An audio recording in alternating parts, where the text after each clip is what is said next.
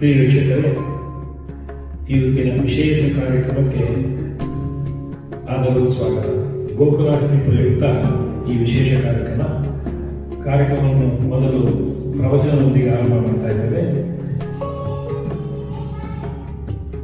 ಪ್ರವಚನದ ಶೀರ್ಷಿಕೆ ಕೃಷ್ಣ ಇಂದು ಮುಂದು ಎಂದೆಂದು. ಕೇಳಿ ಡಾಕ್ಟರ್ ಬೇಯನ ವಿಜೇಂದ್ರಾಚಾರ್ಯರ ವಿಶೇಷ ಕಾರ್ಯಕ್ರಮ ಗೋಕುಲಾಷ್ಟಮಿ ಪ್ರಯುಕ್ತ. ಶ್ರೀ ಗುರುಭ್ಯೋ ನಮಃ. ಹರಿ ಓಂ. ಕೃಷ್ಣಾಯ ವಾಸುದೇವಾಯ ಹರಯೇ ಪರಮಾತ್ಮನೇ ಪ್ರಣತಕ್ಲೇಶನಾಶಾಯ ಗೋವಿಂದಾಯ ನಮೋ ನಮಃ. ಅಭ್ರಮಂ ಭಂಗರಹಿತಂ ಅಜಡಂ ವಿಮಲಂ ಸದಾ ಆನಂದತೀರ್ಥಮತುಲಂ ಭಜೆ ತಾಪತ್ರಯಾಪಹಂ. ತಪೋ ವಿದ್ಯಾ ವಿರಕ್ತ್ಯಾದಿ ಸದ್ಗುಣೌಘಾಕರಾನಹಂ ವಾದಿರಾಜಗುರುನ್ ವಂದೇ ಹಯಗ್ರೀವಪದಾಶ್ರಯಾನ್.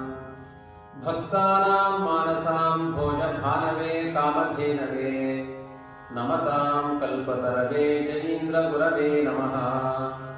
ದುರ್ವಾದಿಧ್ವಾಂತರವೇ ವೈಷ್ಣವೇಂದೀವರೇಂದವೇ ಶ್ರೀರಾಘವೇಂದ್ರ ಗುರವೇ ನಮೋತ್ಯಂತದಯಾಲವೇ. ತಪಸ್ವಾಧ್ಯಾಯ ಶುಶ್ರೂಷಾ ಕೃಷ್ಣ ಪೂಜಾರತಂ ಮುನಿಂ ವಿಶ್ವೇಶವಿಷ್ಟದಂ ವಂದೇ ಪರಿವ್ರಾಟ್ ಚಕ್ರವರ್ತಿನಂ. ಸ್ವಸ್ತ್ಯಸ್ತು ಸತಾಂ ಅಶೇಷ ಸನ್ಮಂಗಳಾನಿ ಭವಂತು. ಕಾಮನಬಿಲ್ಲು ಕಾರ್ಯಕ್ರಮದಲ್ಲಿ ಭಾಗವಹಿಸುತ್ತಿರುವ ಎಲ್ಲ ಅಧ್ಯಾತ್ಮ ಜಿಜ್ಞಾಸುಗಳನ್ನು ಅಭಿನಂದಿಸ್ತಾ, ಮಹಾಭಾರತದ 42 ಸರಣಿ ಪ್ರವಚನಗಳನ್ನು ಈಗಾಗಲೇ ನೀವು ಕೇಳಿಸಿಕೊಂಡಿದ್ದೀರಿ. ದುಷ್ಯಂತ ಶಕುಂತಲೆಯರ ಸಮಾಗಮದಿಂದ ಭರತನಂತ ದೊಡ್ಡ ಚಕ್ರವರ್ತಿ ನಮ್ಮ ದೇಶಕ್ಕೆ ಕೊಡುಗೆಯಾಗಿ ದೊರೆತ, ಅವರಿಬ್ಬರ ಸಮಾಗಮದಲ್ಲಿ ನಡೆದ ತಾತ್ವಿಕ ಚಿಂತನೆಗಳೇನು, ವಿಚಾರಗಳೇನು ಎನ್ನುವುದನ್ನೆಲ್ಲ ಹಿಂದಿನ ಸಂಚಿಕೆಗಳಲ್ಲಿ ಕೆಲವು ಭಾಗ ನೋಡಿದ್ದೇವೆ. ಈ ಬಾರಿ ಕೃಷ್ಣ ಜಯಂತಿಯ ಪ್ರಯುಕ್ತ ಕೃಷ್ಣನ ಕುರಿತಾಗಿ ನಿರ್ವಾಹಕರು ಕೃಷ್ಣ ಅಂದು ಇಂದು ಎಂದೆಂದು, ಅವನ ಅಸ್ತಿತ್ವ, ಅವನ ಆದರ್ಶ, ಅನುಕರಣೀಯವಾದ ಅವನ ಚಿಂತನೆಗಳು, ಆದರ್ಶಗಳು, ಇದರ ಬಗ್ಗೆ ಸ್ವಲ್ಪ ಬೆಳಕನ್ನು ಚೆಲ್ಲಬೇಕು ಅಂತ ಕೇಳಿಕೊಂಡಿದ್ದಾರೆ. ಹಾಗಾಗಿ ಕೃಷ್ಣನ ಕುರಿತಾಗಿ ಎಷ್ಟು ಕಾಲ ಹೇಳಿದರೂ ಮುಗಿಯದೇ ಇರುವ ಸಂಗತಿಗಳಿದ್ದಾರೆ. ಕೃಷ್ಣ ನಮ್ಮ ಮನಸ್ಸಿನ ಕಷ್ಮಲವನ್ನು ಪ್ರತಿನಿತ್ಯ ತೊಳಿತಾನೆ. ಕೃಷ್ಣಾದಿರ್ ದೋಷನಾಶಕ ಅಂತ ಕೃಷ್ಣ ಅನ್ನುವ ರೂಪವೇ ಕಲಿಯುಗದಲ್ಲಿ ಕ್ಷಣ ಕ್ಷಣಕ್ಕೂ ಅಡವಡಿಸಿಕೊಳ್ಳುವ ನಮ್ಮ ಮನಸ್ಸಿನ ಕಷ್ಮಲಗಳನ್ನು ತೊಳೆಯುವ ಉದ್ದೇಶವೇ ಕೃಷ್ಣ ರೂಪ. ಕಲಿಯುಗದಲ್ಲಿ ಹೊರಗಡೆಯಿಂದ ಸಾಕಷ್ಟು ವ್ಯಾಪಾರಗಳನ್ನು ಮಾಡ್ತೇವೆ. ನಾವು ಎಲ್ಲರಂತೆ ಧಾರ್ಮಿಕ ಮನೋವೃತ್ತಿಯವರಾಗಿ ಕಾಣಿಸಿಕೊಳ್ತೇವೆ. ದೇವರ ಪೂಜೆಗಳನ್ನು ಮಾಡ್ತೇವೆ, ದಾನ ಧರ್ಮಗಳನ್ನು ಮಾಡ್ತೇವೆ. ಆದರೆ ಅದರಲ್ಲಿ ಶುದ್ಧತೆ ಎಷ್ಟಿದೆ, ಮನಸ್ಸಿನ ನೈರ್ಮಲ್ಯ ಎಷ್ಟಿದೆ ಎನ್ನುವುದನ್ನು ನಾವೇ ಅನ್ವೇಷಣೆ ಮಾಡಿಕೊಳ್ಬೇಕು. ಒಂದು ವಿಧವಾಗಿ ಎಲ್ಲದರಲ್ಲಿಯೂ ಒಂದು ಸ್ವಾರ್ಥ ಇದೆ. ಒಂದು ರಾಯರಿಗೆ ಪ್ರದಕ್ಷಿಣೆ ಆಗ್ತೇವೆ ಅಂದರೆ ಅಲ್ಲೊಂದೇನೋ ಕಾಮನೆ ಇದೆ. ದೇವರಿಗೆ ಸುಂದರವಾದ ಒಂದು ಮಾಲಿಕೆಯನ್ನು ಮಾಡಿ ಸಮರ್ಪಣೆ ಮಾಡಿ ಅಕಸ್ಮಾತ್ ದೇವರೇ ಏನಾದರೂ ಪ್ರತ್ಯಕ್ಷನಾಗಿ ಎಷ್ಟು ಸುಂದರವಾದ ಆರಾಧನೆ ಮಾಡಿದೆ ಅಂದರೆ ಹಾಗಾದರೆ ಒಂದು ವರ ಕೊಡುವಂತೆ ಕೇಳುತ್ತೆ. ಆದರೆ ಶ್ರೀಮದ್ ಆನಂದ ತೀರ್ಥ ಭಗವತ್ಪಾದಾಚಾರ್ಯರು ಕರ್ಮಗಳನ್ನು ಮಾಡುವುದು ದೊಡ್ಡ ಸ್ಥಿತಿಯಲ್ಲ, ಕರ್ಮದ ಸಮರ್ಪಣೆ ದೊಡ್ಡ ಸ್ಥಿತಿ ಅಂತ ಹೇಳಿಕೊಟ್ಟಿದ್ದಾರೆ. ಪ್ರತಿಯೊಂದು ಕರ್ಮಗಳು ನಮ್ಮ ಆತ್ಮೋದ್ಧಾರಕ್ಕೆ ಹೇತುವಾಗಬೇಕು. ಬಹುತೇಕ ಕೃಷ್ಣನ ಅವತಾರ ಆಗಿದ್ದೇ ಈ ಉದ್ದೇಶದಿಂದ. ಕೃಷ್ಣ ಅಂದು ಅವತಾರ ಮಾಡಿದ್ದು ಇಂದಿಗಾಗಿ. ಇಂದು ಕೃಷ್ಣನ ನಾಮಸ್ಮರಣೆ ಮುಂದಿನ ಸಮಾಜಕ್ಕಾಗಿ. ಹಾಗಾಗಿ ಅಂದು ಅವತರಿಸಿದ ಕೃಷ್ಣನ ಆದರ್ಶಗಳು ಇಂದು ನಮ್ಮ ಮನೆಯ ಮಾತಾಗಬೇಕು, ಅದು ಮುಂದಿನ ಮನುಕುಲಕ್ಕೆ ಆದರ್ಶ ಆಗಬೇಕು. ಇದೇ ಪ್ರಧಾನವಾದ ನಮ್ಮ ಬದುಕಿನ ಧ್ಯೇಯ. ಕೃಷ್ಣ ಮಾಡಿದ ಸಾಹಸಗಳನ್ನ ವರ್ಣನೆ ಮಾಡಲಿಕ್ಕೆ ಮಹರುದ್ರದೇವರಂಥ ಅರ್ಥಾತ್ ಶುಕಾಚಾರ್ಯರಂಥ ಜ್ಞಾನಿಗಳೇ ನಾವು ವಿಫಲರಾಗಿದ್ದೇವೆ ಅಂತ ಹೇಳಿಕೊಂಡಿದ್ದಾರೆ. ಕೃಷ್ಣ ಬಾಣಾಸುರನ ಸೇನೆಯಲ್ಲಿ ಸೇರಿದ ಅನೇಕ ದೈತ್ಯರನ್ನ ಸದೆ ಬಡಿದಿದ್ದಾನೆ. ಒಬ್ಬೊಬ್ಬ ದೈತ್ಯರು ಕೂಡ ಕೋಟಿ ಕೋಟಿ ಅಕ್ಷೋಹಿಣಿ ಸೇನೆಯಿಂದ ಕೃಷ್ಣನ ಜೊತೆಗೆ ಸೆಣಸಾಡಲಿಕ್ಕೆ ಬಂದಿದ್ದಾರೆ. ಬಾಣಾಸುರನ ಸೇನೆ ಅದು ಅವರ್ಣನೀಯ. ಸ್ವತಃ ರುದ್ರದೇವರೇ ಯುದ್ಧಕ್ಕೆ ಬರ್ತಾರೆ ಬಾಣಾಸುರನಿಗೆ ಬೆಂಬಲಿಗರಾಗಿ. ದುಷ್ಟ ಶಕ್ತಿಗಳ ಜೊತೆಗೆ ಸಾತ್ವಿಕ ಶಕ್ತಿಗಳು ಕೂಡ ಸೇರಿಕೊಂಡು ಎದುರಾಗಿ ನಿಂತರೂ ಕೂಡ ಕೃಷ್ಣನ ಮುಂದೆ ಅವೆಲ್ಲವೂ ಕೂಡ ಬಿಳುಕಿನ ಹೊಳದಂತೆ ಆಗಿ ಹೋಗಿದ್ದಾರೆ. ಹಾಗಾಗಿ ಕೃಷ್ಣ ಅನ್ನುವುದು ಎಂತಹ ಒಂದು ಭಯೋತ್ಪಾದನೆಯನ್ನು ನಿಗ್ರಹ ಮಾಡುವ ಸಾಮರ್ಥ್ಯವುಳ್ಳವನು ಅನ್ನುವುದನ್ನು ಕೃಷ್ಣ ಸಾಬೀತುಪಡಿಸಿದ್ದಾನೆ. ಕೇವಲ ಕೃಷ್ಣನ ನಾಮವನ್ನ ಚಿಂತನೆ ಮಾಡಿದ ಕೃಷ್ಣನ ಮಗನಾದ ಪ್ರದ್ಯುಮ್ನನಿರಬಹುದು, ಕೃಷ್ಣನ ಮಗನಾದ ಪ್ರದ್ಯುಮ್ನನ ಮಗನಾದ ಅನಿರುದ್ಧನಿರಬಹುದು, ಅಥವಾ ಕೃಷ್ಣನ ಬಂಟನಾಗಿರುವಂತಹ ಸಾತ್ವಿಕಿ ಇರಬಹುದು.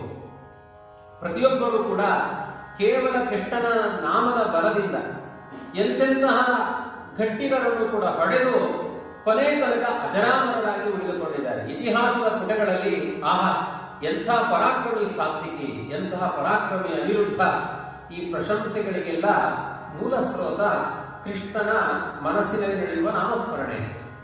ಅಂತಹ ಶಕ್ತಿಯನ್ನು ತುಂಬಾ ಬಲ್ಲಂತಹ ಅದ್ಭುತವಾದ ಚರಿತೆ ಕೃಷ್ಣನ ಚರಿತೆ. ಅವನ ಆಟ, ಅವನ ನೋಟ, ಅವನ ವಿನೋದಗಳು, ಅವನು ಮಾಡಿದ ವ್ಯಾಪಾರಗಳು, ಅದರ ಪ್ರತಿಯೊಂದನ್ನು ಮನಸ್ಸಿನಲ್ಲಿ ನೆನೆತಾ ಇದ್ರೆ ನಮಗೆ ಎಲ್ಲಿಲ್ಲದ ಬಲ ಬರುತ್ತೆ. ಬದುಕಿನಲ್ಲಿ ಬೆಂದು ಬಸಬಳಿದ ಮನಸ್ಸು ಮತ್ತೆ ಆಹ್ಲಾದವನ್ನು ಪಡೆಯುತ್ತೆ. ಮತ್ತೆ ವಿಶೇಷವಾದ ಉತ್ಸಾಹದಿಂದ ಸಮಾಜದಲ್ಲಿ ಬದುಕನ್ನ ಆಕಾಂಕ್ಷಿಸುತ್ತೆ. ಇವತ್ತು ಹೇಗಾಗಿದೆ ನಮ್ಮ ಸಮಾಜ ಅಂದ್ರೆ ನೂರಾರು ಉಪದ್ರವಗಳು. ಮನೆಯಲ್ಲಿ ವಾಸಿಸುವ ವ್ಯಕ್ತಿಗಳಿಗೆ ನೆಮ್ಮದಿ ಇಲ್ಲ, ಸಮಾಜದಲ್ಲಿ ಆದರ್ಶ ಗುಣಗಳಿಲ್ಲ, ಒಂದು ಸತ್ಸಂಗ ಮಾಡೋಣ ಅಂದ್ರೆ ಸ್ವಾರ್ಥಗಳು ಕಾಣುತ್ತೆ.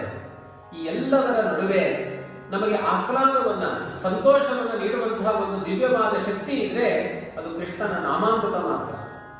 ಕೃಷ್ಣ ಅಂದು ಹಂಸ ಅನ್ನುವ ದೈತ್ಯನನ್ನ ಸದೆ ಬಡಿದ, ಡಿಬಿಕಾ ಅನ್ನುವ ದೈತ್ಯನನ್ನ ಸದೆ ಬಡಿದ, ಜರಾಸಂಧನನ್ನ ಭೀಮನ ಮೂಲಕ ಸಂಹರಿಸಿದ, ಸ್ವತಃ ದುರ್ಯೋಧನ, ದುಶಾಸನ ಮೊದಲಾದ ಧೃತರಾಷ್ಟ್ರನ 100 ಮಂದಿ ಮಕ್ಕಳನ್ನ ಕೃಷ್ಣ ಸಾಕ್ಷಿಯಾಗಿ ನಿಂತು ಭೀಮಸೇನನ ಕೈಯಲ್ಲಿ ಸಂಹರಿಸಿದ.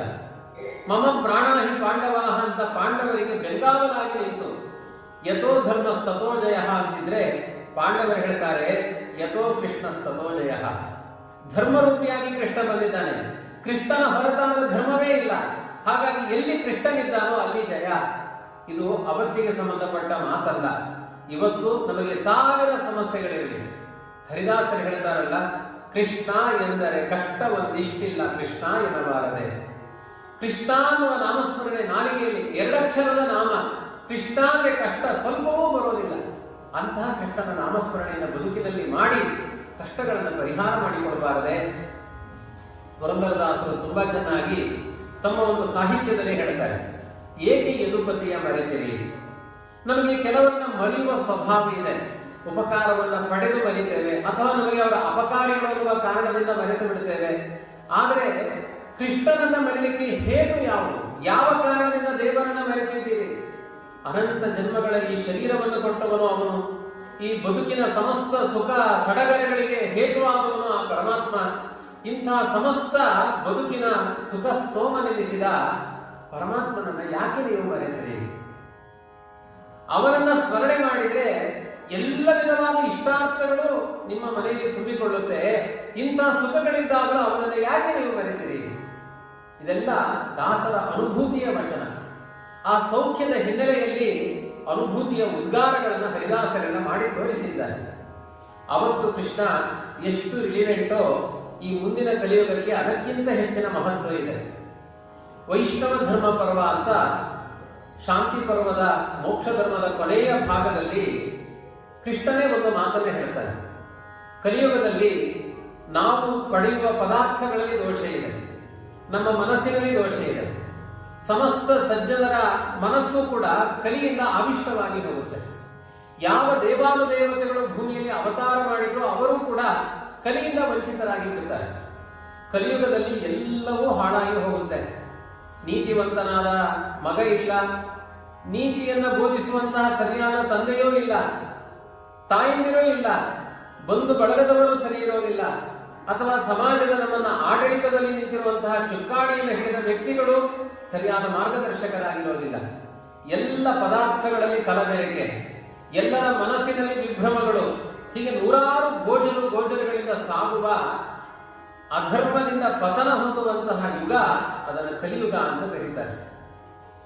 ಇಂತಹ ಕಲಿಯುಗದಲ್ಲಿಯೂ ತುಂಬಾ ಒಂದು ದೊಡ್ಡ ಗುಣ ಇದೆಯಂತೆ. ಕಲಿ ಅಂತ ನಿಂದನೆ ಮಾಡಬಾರದು, ಕಲಿ ಸಾಧು ಅಂತ ಹೇಳಿದ್ದಾರೆ.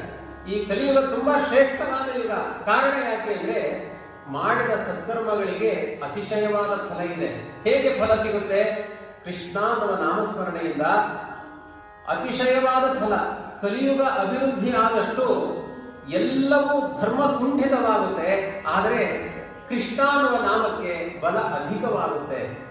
ಕಲಿಯುಗ ಬೆಳೆದಂತೆ ಇನ್ನೂ ವೀರ್ಯವತ್ತರವಾಗಿ ಬಹಳ ಶಕ್ತಿಯುತವಾಗಿ ಬೆಳೆಯುವ ಒಂದೇ ಒಂದು ಪದಾರ್ಥ, ಅದು ಕೃಷ್ಣನ ನಾಮ ಅಂತ ಹೇಳಿದ್ದಾರೆ.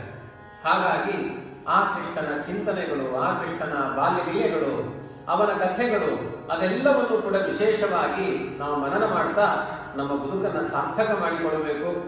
ಈ ಕೃಷ್ಣನ ನಾಮಸ್ಮರಣೆ ಎಷ್ಟು ನಮ್ಮ ಮನಸ್ಸಿಗೆ ಅದು ಆಪ್ಯಾಯಮಾನವಾಗಿ ತೋರುತ್ತೋ ಅಲ್ಲಿಯೇ ತನಕ ನಾವು ಸೌಖ್ಯವನ್ನು ಕಂಡಿದ್ದೇವೆ. ಅಥೋ ದುರಂತಯ ಸ್ವಾಂತ ಚಿಂತೆಯ ಕಿಂ ಚಿದಂತಯ ಹಯಾನನಂ ದಯಾ ಸಿಂಧು ಸ್ಮರ ಸ್ಮರದಭೀಷ್ಟನಂ.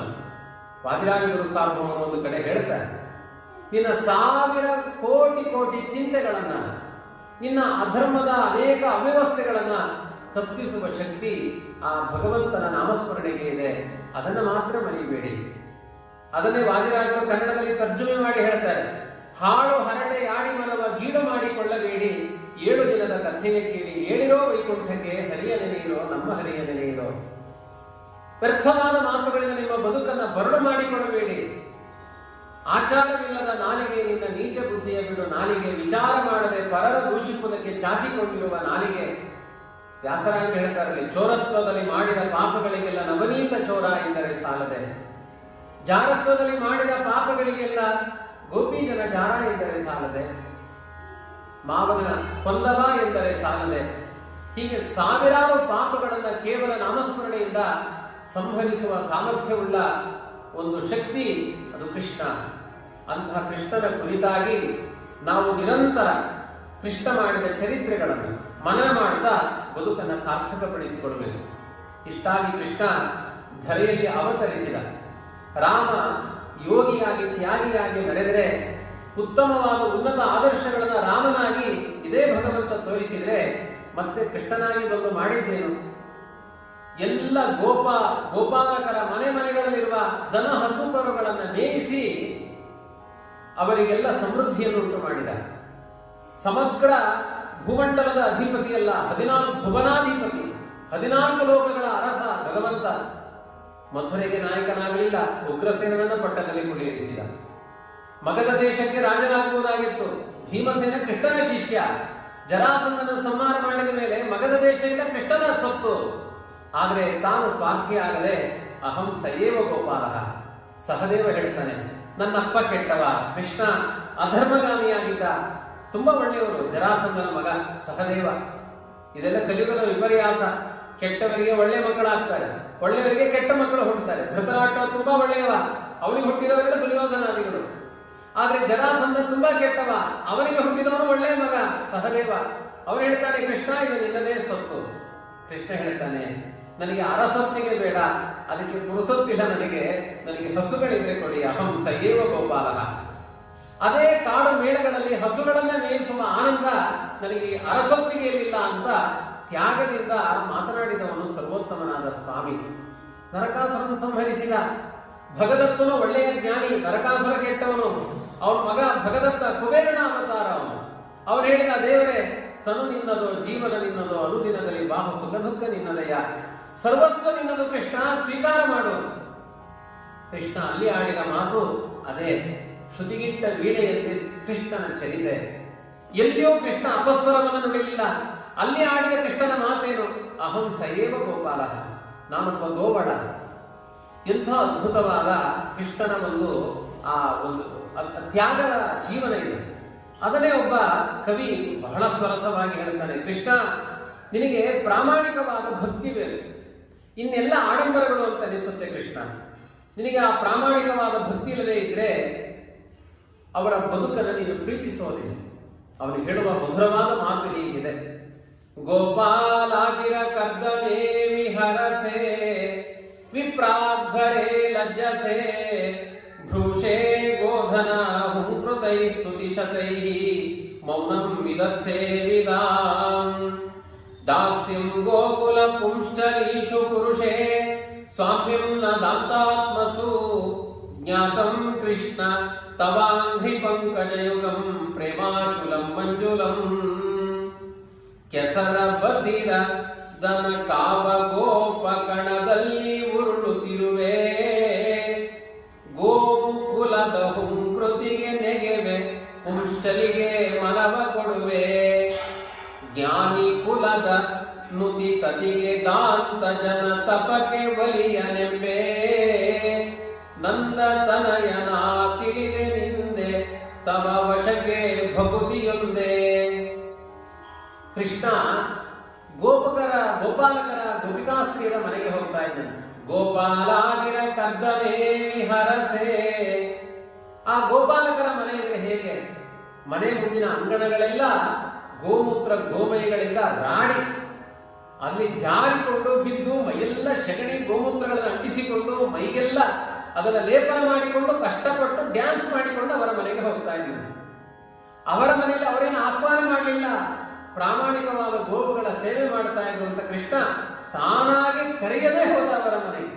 ಆದರೆ ವಿಪ್ರಾಧ್ವರೇ ಲಜ್ಜಸೆ, ಒಬ್ಬ ಅನೇಕ ಬ್ರಾಹ್ಮಣರು ಯಾಗ ಮಾಡ್ತಾ ಇದ್ರು, ವಿಷ್ಣು ಯಾಗ. ತಾನು ಹೋಗಲಿಲ್ಲ, ಗೋಪಾಲಕರನ್ನ ಕೊಟ್ಟು ಕಳಿಸಿದ. ಯಾಕೆ ಅಂದ್ರೆ ತುಂಬಾ ಬ್ರಾಹ್ಮಣರಿಗೆ ಅಹಂಕಾರ ಬಂದಿದೆ, ಅಹಂಕಾರದಿಂದ ಮನಸ್ಸನ್ನ ಮುಸುರೆ ಮಾಡಿಕೊಂಡವರ ಮನೆಗೆ ನಾನು ಹೋಗೋದಿಲ್ಲ ಅಂತ ತನ್ನ ಭಕ್ತರನ್ನ ಕೊಡಿಸಿಕೊಂಡ. ಎಂಥ ಮಾತನ್ನು ಹೇಳ್ತಾನೆ ಕವಿ. ವಿಪ್ರಾಧ್ವರೇ ಲಜ್ಜಸೆ, ಆ ಬ್ರಾಹ್ಮಣರ ಮನೆಗೆ ಹೋಗ್ಲಿಕ್ಕೆ ದಾಕ್ಷಿಣ್ಯ ಪಟ್ಟಿ, ಆದ್ರೆ ಆ ಗೋವುಗಳನ್ನ ಸಾಕುವ ಗೋಪರ ಮನೆಗೆ ಆಹ್ವಾನ ಇಲ್ಲದೆ ಹೋದಿ. ಭ್ರೂಷೇ ಗೋಧನ ಹುಂಕೃತೈ ಸ್ತುತಿಶತೈ ಮೌನಂ ವಿದತ್ಸೆ ವಿದಾಂ. ಎಷ್ಟೋ ಜನ ಜ್ಞಾನಿಗಳು ಪ್ರತಿದಿನ ದೇವರು ಧರ್ಮ ಪಾಠ ಪ್ರವಚನ ವೇದ ಪುರಾಣ ಉಪನಿಷತ್ತು ಹೇಳ್ತಾನೆ ಇದ್ದಾರೆ ಬಾಯಲ್ಲಿ. ಅವರ ವಿಷಯದಲ್ಲಿ ಮೌನ ವಹಿಸಿದೆ, ಏನು ಮಾತನಾಡ್ತಾ ಇಲ್ಲ. ಆದರೆ ಕೊಟ್ಟಿಗೆಯಲ್ಲಿರುವ ಯಾವುದೋ ಒಂದು ಹಸು ಅಂಬಾ ರಂಗ ಅಂತ ಕರೆದ್ರೆ ಏನಾಯ್ತು ಅಂತ ರಾತ್ರಿ ಕಾಲದಲ್ಲಿ ಹೋಗಿ ತಿನ್ನ ಮೈಯಲ್ಲಿರುವ ಉತ್ತರೀಯವನ್ನೇ ಅದಕ್ಕೆ ಹೊದಿಸಿ ತಿನ್ನು, ಹುಲ್ಲು ತಿನ್ನು ತಿನ್ನು, ಏನಾಯ್ತು ಈ ಹಸುವಿಗೆ ಅಂತ ಕಣ್ಣೀರನ್ನು ಹಾಕಿ ಅದನ್ನು ಮುದ್ದು ಮಾಡ್ತೀಯಲ್ಲ. ಆ ಗೋವುಗಳಲ್ಲಿರುವಂತಹ ಒಂದು ಪ್ರಾಮಾಣಿಕತನ ಮಾನವರಲ್ಲಿ ಕಲಿಯುಗದಲ್ಲಿ ಕಾಣಿಸಿಕೊಳ್ಳಿಲ್ಲ ಕಾಣುತ್ತೆ. ಹಾಗಾಗಿ ಇಂತಹ ಮೌನಿಗಳಾದ ಜ್ಞಾನಿಗಳ ಮನೆಗೆ ಹೋಗ್ಲಿಕ್ಕೆ ದಾಕ್ಷಿಣ್ಯ ಪಡ್ತಿ, ಒಂದು ಗೋವು ರಂಗ ಅಂತ ಕರೆದ್ರೆ ಓಡಿ ಹೋಗ್ತಿ ಕೃಷ್ಣ. ದಾಸ್ಯಂ ಗೋಕುಲ ಪುಂಶ್ಚರೀಷು ಪುರುಷೇ ಸ್ವಾಮ್ಯಂ ನ ದಾಂತಾತ್ಮಸು. ಎಷ್ಟೋ ಜನ ಸನ್ಯಾಸಿಗಳು ಓಂ ಓಂ ಓಂ ಅಂತ ಜಪ ಮಾಡ್ತಾನೆ ಇದ್ದಾರೆ. ಆದ್ರೆ ಜಪ ಮಾಡಬೇಕಾದ್ರೆ ದೇವರೇ ನೆನಪಾಗ್ತಾನೆ ಅಂತ ನಿಶ್ಚಯ ಇಲ್ಲ. ಪೂರ್ವಾಶ್ರಮದ ಹೆಂಡತಿ ಮಕ್ಕಳು ಎಲ್ಲ ನೆನಪಾಗಬಹುದು, ಇಲ್ಲೇ ಇಲ್ಲ ಅಂತ ನಿರಾಕರಿಸುವುದು ಕಷ್ಟ. ಏನೇನೋ ಪಿಡುಗುಗಳಿಂದ ಒಂದು ಧ್ಯಾನ ಅನ್ನೋದು ನಡೀತಾ ಇರುತ್ತೆ, ಅರ್ಥವತ್ತಾದ ಧ್ಯಾನ ಆಗಿರೋದಿಲ್ಲ. ಅದಕ್ಕೆ ಕೃಷ್ಣ ಏನು ಮಾಡ್ತಾನೆ, ಗೋಪಿಕಾ ಸ್ತ್ರೀಯರಲ್ಲಿ ಅವರಿಗೆ ಅಭಿಮಾನ ಇರಲಿಲ್ಲ, ನೋಡಿ ಸನ್ಯಾಸಿಗಳಿಗಿಂತ ದೊಡ್ಡ ವೈರಾಗ್ಯ ಇತ್ತು ಅಂತ ವ್ಯಾಖ್ಯಾನ ಮಾಡ್ತಾನೆ. ಆ ಗೋಪಿಕಾ ಸ್ತ್ರೀಯರು ಕೃಷ್ಣ ಹೇಳ್ತಾನೆ ನೀವು ಹೋಗಿ. ಅವರು ಹೇಳ್ತಾರೆ ಸತಿಸುತಾನ್ವಯ ಭಾತೃಬಾಂಧವ ಅತಿ ವಿಲಂಘ್ಯತೆ ಕೆಚ್ಚುತಾಗತಃ. ನಾವು ಮತ್ತೆ ನಮ್ಮ ಮನೆಗೆ ಹೋಗಬಾರದು ಅಂತ ನಿಶ್ಚಯ ಮಾಡಿಕೊಂಡು ಬಂದಿದ್ದೇವೆ. ಎಂಥ ಅದ್ಭುತವಾದ ತ್ಯಾಗ ನೋಡಿ, ಇದು ಸನ್ಯಾಸ. ಕೃಷ್ಣ ಒಂದೊಂದು ಜನ್ಮಕ್ಕೆ ಒಬ್ಬೊಬ್ಬರು ಗಂಡ, ಒಂದೊಂದು ಮಕ್ಕಳು, ಒಂದೊಂದು ಸಂಸಾರ, ಒಂದೊಂದು ನಾವು ಹುಟ್ಟುವ ಊರು, ಎಷ್ಟೆಲ್ಲ ನಾನಾ ಯೋನಿಗಳಲ್ಲಿ ಹುಟ್ಟುವ ನಮಗೆ ಯಾರು ತಂದೆ, ಯಾರು ತಾಯಿ, ಯಾರು ಗಂಡ, ಯಾವ ಮಕ್ಕಳು. ಆದ್ರಿಂದ ಸತಿಸುತಾನ್ವಯ ಭ್ರಾತೃಬಾಂಧವಾನ್ ಅತಿ ವಿಲಂಘ್ಯತೆ ಕೆಚ್ಚುತಾಗತ. ದೇವರೇ, ಎಲ್ಲ ಮನೆ ತೊರೆದು ಸಾಮ್ರಾಜ್ಯ ಮರೆತು ತೃಣವೆಂದು ಹಣವ ಜರಿದು ನಮಗೇನೂ ಬೇಡ ಅಂತ ತ್ಯಾಗ ಮಾಡಿ ಬಂದಿದ್ದೇವೆ ಕೃಷ್ಣ. ಇದು ಸತ್ಯ ಆದ್ರೆ ನನಗೆ ನೀನು ತೋರಿಸಿಕೋ, ಇದು ಸತ್ಯ ಆದ್ರೆ ನಮ್ಮ ಸಮರ್ಪಣೆ ನಿನಗೆ ನಡೆಯುವಂತೆ ಆಗಲಿ ಚಾಲೆಂಜ್ ಮಾಡ್ತಾರೆ ಗೋಪಿಕಾ ಸ್ತ್ರೀಯರು. ಆದರೆ ಕಲಿಯುಗದ ಸನ್ಯಾಸ ಧರ್ಮದಲ್ಲಿ ಸರ್ವಸ್ವ ತ್ಯಾಗ ಮಾಡಿದ್ದೇನೆ ಎನ್ನುವ ವಚನ ಕುಸುಮಾಂಜಲಿ ಇರಬಹುದು, ಆದರೆ ಮಾನಸಿಕವಾದ ತ್ಯಾಗಗಳು ಕಾಣಿಸೋದಿಲ್ಲ ಅಂತ ನೀನು ಆ ಗೋಪಿಕಾ ಸ್ತ್ರೀಯರ ಮನೆಗೆ ಹೋಗಿ ದಾಸ್ಯ ಮಾಡಲಿಕ್ಕೆ ಬೇಕಾದ್ರೂ ತಯಾರಿದೆ. ಆದರೆ ದಾಂತರಾದ ಸನ್ಯಾಸಿಗಳ ಮನೆಗೆ ಹೋಗ್ಲಿಕ್ಕೆ ನೀನು ಲಜ್ಜೆ ಪಡ್ತಾ ಇದ್ದೀನಿ. ಸಮಷ್ಟಿಯಾಗಿ ಕೃಷ್ಣನ ಅಭಿಪ್ರಾಯವನ್ನ ಕವಿ ಕೊನೆಗೆ ಹೇಳ್ತಾನೆ. ಜ್ಞಾತಂ ಕೃಷ್ಣ ತವಾಂಘ್ರಿ ಪಂಕಜಯುಗಂ ಪ್ರೇಮಾಚುಲಂ ಮಂಜುಲಂ. ನನಗೆ ಅರ್ಥ ಆಯಿತು. ಏನು? ನಿನ್ನನ್ನ ವಶಪಡಿಸಿಕೊಳ್ಳಬೇಕಾದ್ರೆ ಭಕ್ತಿ ಪ್ರಾಮಾಣಿಕವಾಗಿರಬೇಕು. ಭಕ್ತ್ಯಾ ತ್ವನನ್ಯಯ ಶಕ್ಯ ಅಹಮೇವಂ ವಿದೋರ್ಜುನ ಜ್ಞಾತುಂ ದ್ರಷ್ಟುಂ ಚ ತತ್ವೇನ ಪ್ರವೇಷ್ಟುಂ ಚ ಪರಂತಪ. ನಿರ್ವ್ಯಾಜವಾದ ಪ್ರೀತಿ ಮಾಡಿ. ಪ್ರೀತಿಯಲ್ಲಿ ಒಂದು ಆಸೆಗಳು ಬೇಡ. ಅದನ್ನು ನಿರ್ವ್ಯಾಜ ಪ್ರೀತಿ ಅಂತ ಕರೆಯೋದಿಲ್ಲ. ಮಕ್ಕಳಿಗೆ ಮಮತೆಯಿಂದ ಆಹಾರವನ್ನು ಬಡಿಸಿದ ತಾಯಿ ಅಲ್ಲಿ ಆಕಾಂಕ್ಷೆಯನ್ನ ಪಡ್ತಿದ್ದಾಳೆ, ಅಲ್ಲೇನೋ ಒಂದು ಬಯಕೆಯನ್ನು ಮುಂದಿಟ್ಟಿದ್ದಾಳೆ ಅಂದ್ರೆ ಅದು ಪ್ರಾಮಾಣಿಕ ಪ್ರೀತಿ ಆಗೋದಿಲ್ಲ. ಅತ್ಯಂತ ಪ್ರೀತಿಯಿಂದ ಒಂದು ಕರುವಿಗೆ ಹಸು ಹಾಲು ಕುಡಿಸುತ್ತೆ, ಅಲ್ಲಿ ಯಾವ ಸ್ವಾರ್ಥ ಇಲ್ಲ. ಕರು ಗುದ್ದುತ್ತಾ ಇರುತ್ತೆ, ಅಮ್ಮನಿಗೆ ಗುದ್ದುತ್ತೆ, ಏನೆಲ್ಲ ಮಾಡುತ್ತೆ. ಅಷ್ಟು ಹಿಂಸೆಯನ್ನು ಸಹಿಸಿಕೊಂಡು ಕೂಡ ನನ್ನ ಮಗು ಅನ್ನುವ ಪ್ರಾಮಾಣಿಕ ಮಮತೆಯಿಂದ ಸಲಹುವ ಕಾರುಣ್ಯ ಆ ಹಸುವಿನಲ್ಲಿ ಹೇಗಿದೆಯೋ ಹಾಗೆ ದೇವರ ವಾತ್ಸಲ್ಯ ಭಕ್ತರ ವಿಷಯದಲ್ಲಿ ಸ್ವಾರ್ಥ ಇಲ್ಲದೆ ಅವನು ಸಲಹುತ್ತಾನೆ ಎಂದಾಗ ಸ್ವಾರ್ಥ ಇಲ್ಲದೆ ಅವನನ್ನು ನಾವು ಪ್ರೀತಿಸಬೇಕು. ಈಗೇನಾಗಿದೆ, ದೇವರು ಮಾಡುವ ಎಲ್ಲ ವ್ಯಾಪಾರಗಳು ನಿಸ್ವಾರ್ಥವಾಗಿ, ಆದರೆ ನಾವು ದೇವರಿಗೆ ಸಲ್ಲಿಸುವ ಪ್ರತಿಯೊಂದು ವ್ಯಾಪಾರಗಳು ಕೂಡ ಸ್ವಾರ್ಥ ಭರಿತವಾಗಿದೆ. ಇದು ನಿಮ್ಮ ಬದುಕಲ್ಲ ಅಂತ ನಮ್ಮ ಬುದ್ಧಿಯನ್ನ ತೀಡಿದವರು ಶ್ರೀಮದ್ ಆನಂದ ತೀರ್ಥ ಭಗವತ್ಪಾದಾಚಾರ್ಯ. ಆದ್ರಿಂದ ಯಾವ ಕರ್ಮಗಳನ್ನು ಮಾಡ್ತೀರಿ ಅನ್ನೋದು ದೊಡ್ಡ ಸ್ಥಿತಿ ಆಗೋದಿಲ್ಲ. ವೈಭವದ ಆಡಂಬರದ ಪೂಜೆಗಳು ನಿಮಗೆ ಮುಖ್ಯ ಆಗೋದಿಲ್ಲ. ಜಗನ್ನಾಥದಾಸರು ಹೇಳ್ತಾರೆ, ಭೀಮಕಾರಣ ಮೃದಾಭರಣಗಳಿಗೆ ಒಲಿದಾನ. ಒಬ್ಬ ತೋಂಡಮಾನ ಬಂಗಾರದ ಬೆಲೆ ಮಾಡುವ ರಾಜೈಶ್ವರ್ಯದ ಮಾಲೆಗಳನ್ನೆಲ್ಲ ತಂದು ಬಂಗಾರದ ಮಾಲೆಗಳನ್ನ ಶ್ರೀನಿವಾಸನಿಗೆ ಹಾಕ್ತಾ ಇದ್ದ ಅಹಂಕಾರದಿಂದ. ಒಬ್ಬ ಕುಂಬಾರ, ಅವನ ಹತ್ರ ಏನು ಸಂಪತ್ತಿಲ್ಲ, ಮತ್ತೆ ವೆಂಕಟರಮಣನ ಮೂಲ ವಿಗ್ರಹಕ್ಕೆ ಹೋಗಿ ಸಮರ್ಪಣೆ ಮಾಡುವ ಅರ್ಹತೆಯೂ ಅವನದ್ದಲ್ಲ. ಮನೆಯಲ್ಲೇ ಒಂದು ಮಣ್ಣಿನ ಶ್ರೀನಿವಾಸನ ವಿಗ್ರಹ ಮಾಡಿ ಅವನ ಪಾದಾರವಿಂದಕ್ಕೆ ಮಣ್ಣಿನ ತುಳಸಿಗಳನ್ನ ದಳಗಳನ್ನು ಮಾಡಿ ಅವನ ಪಾದಕರ್ಪಣೆ ಮಾಡ್ತಾ ಇದ್ರೆ ಅದು ಮೂಲ ರೂಪಿಯಾದ ಶ್ರೀನಿವಾಸನ ಪಾದಾರವಿಂದಕ್ಕೆ ಆ ಮಣ್ಣಿನ ತುಳಸಿ ದಳಗಳು ಇಳಿತಂತೆ. ಹಾಗಾದರೆ ಏನು ದೇವರು ಏನು ಬಯಸ್ತಾನೆ? ಕೃಷ್ಣ ಹೇಳುವುದು ಇದನ್ನೇ. ಪತ್ರಂ ಪುಷ್ಪಂ ಫಲಂ ತೋಯಂ, ಎಲ್ಲ ಏಕವಚನ ಶಬ್ದಗಳು.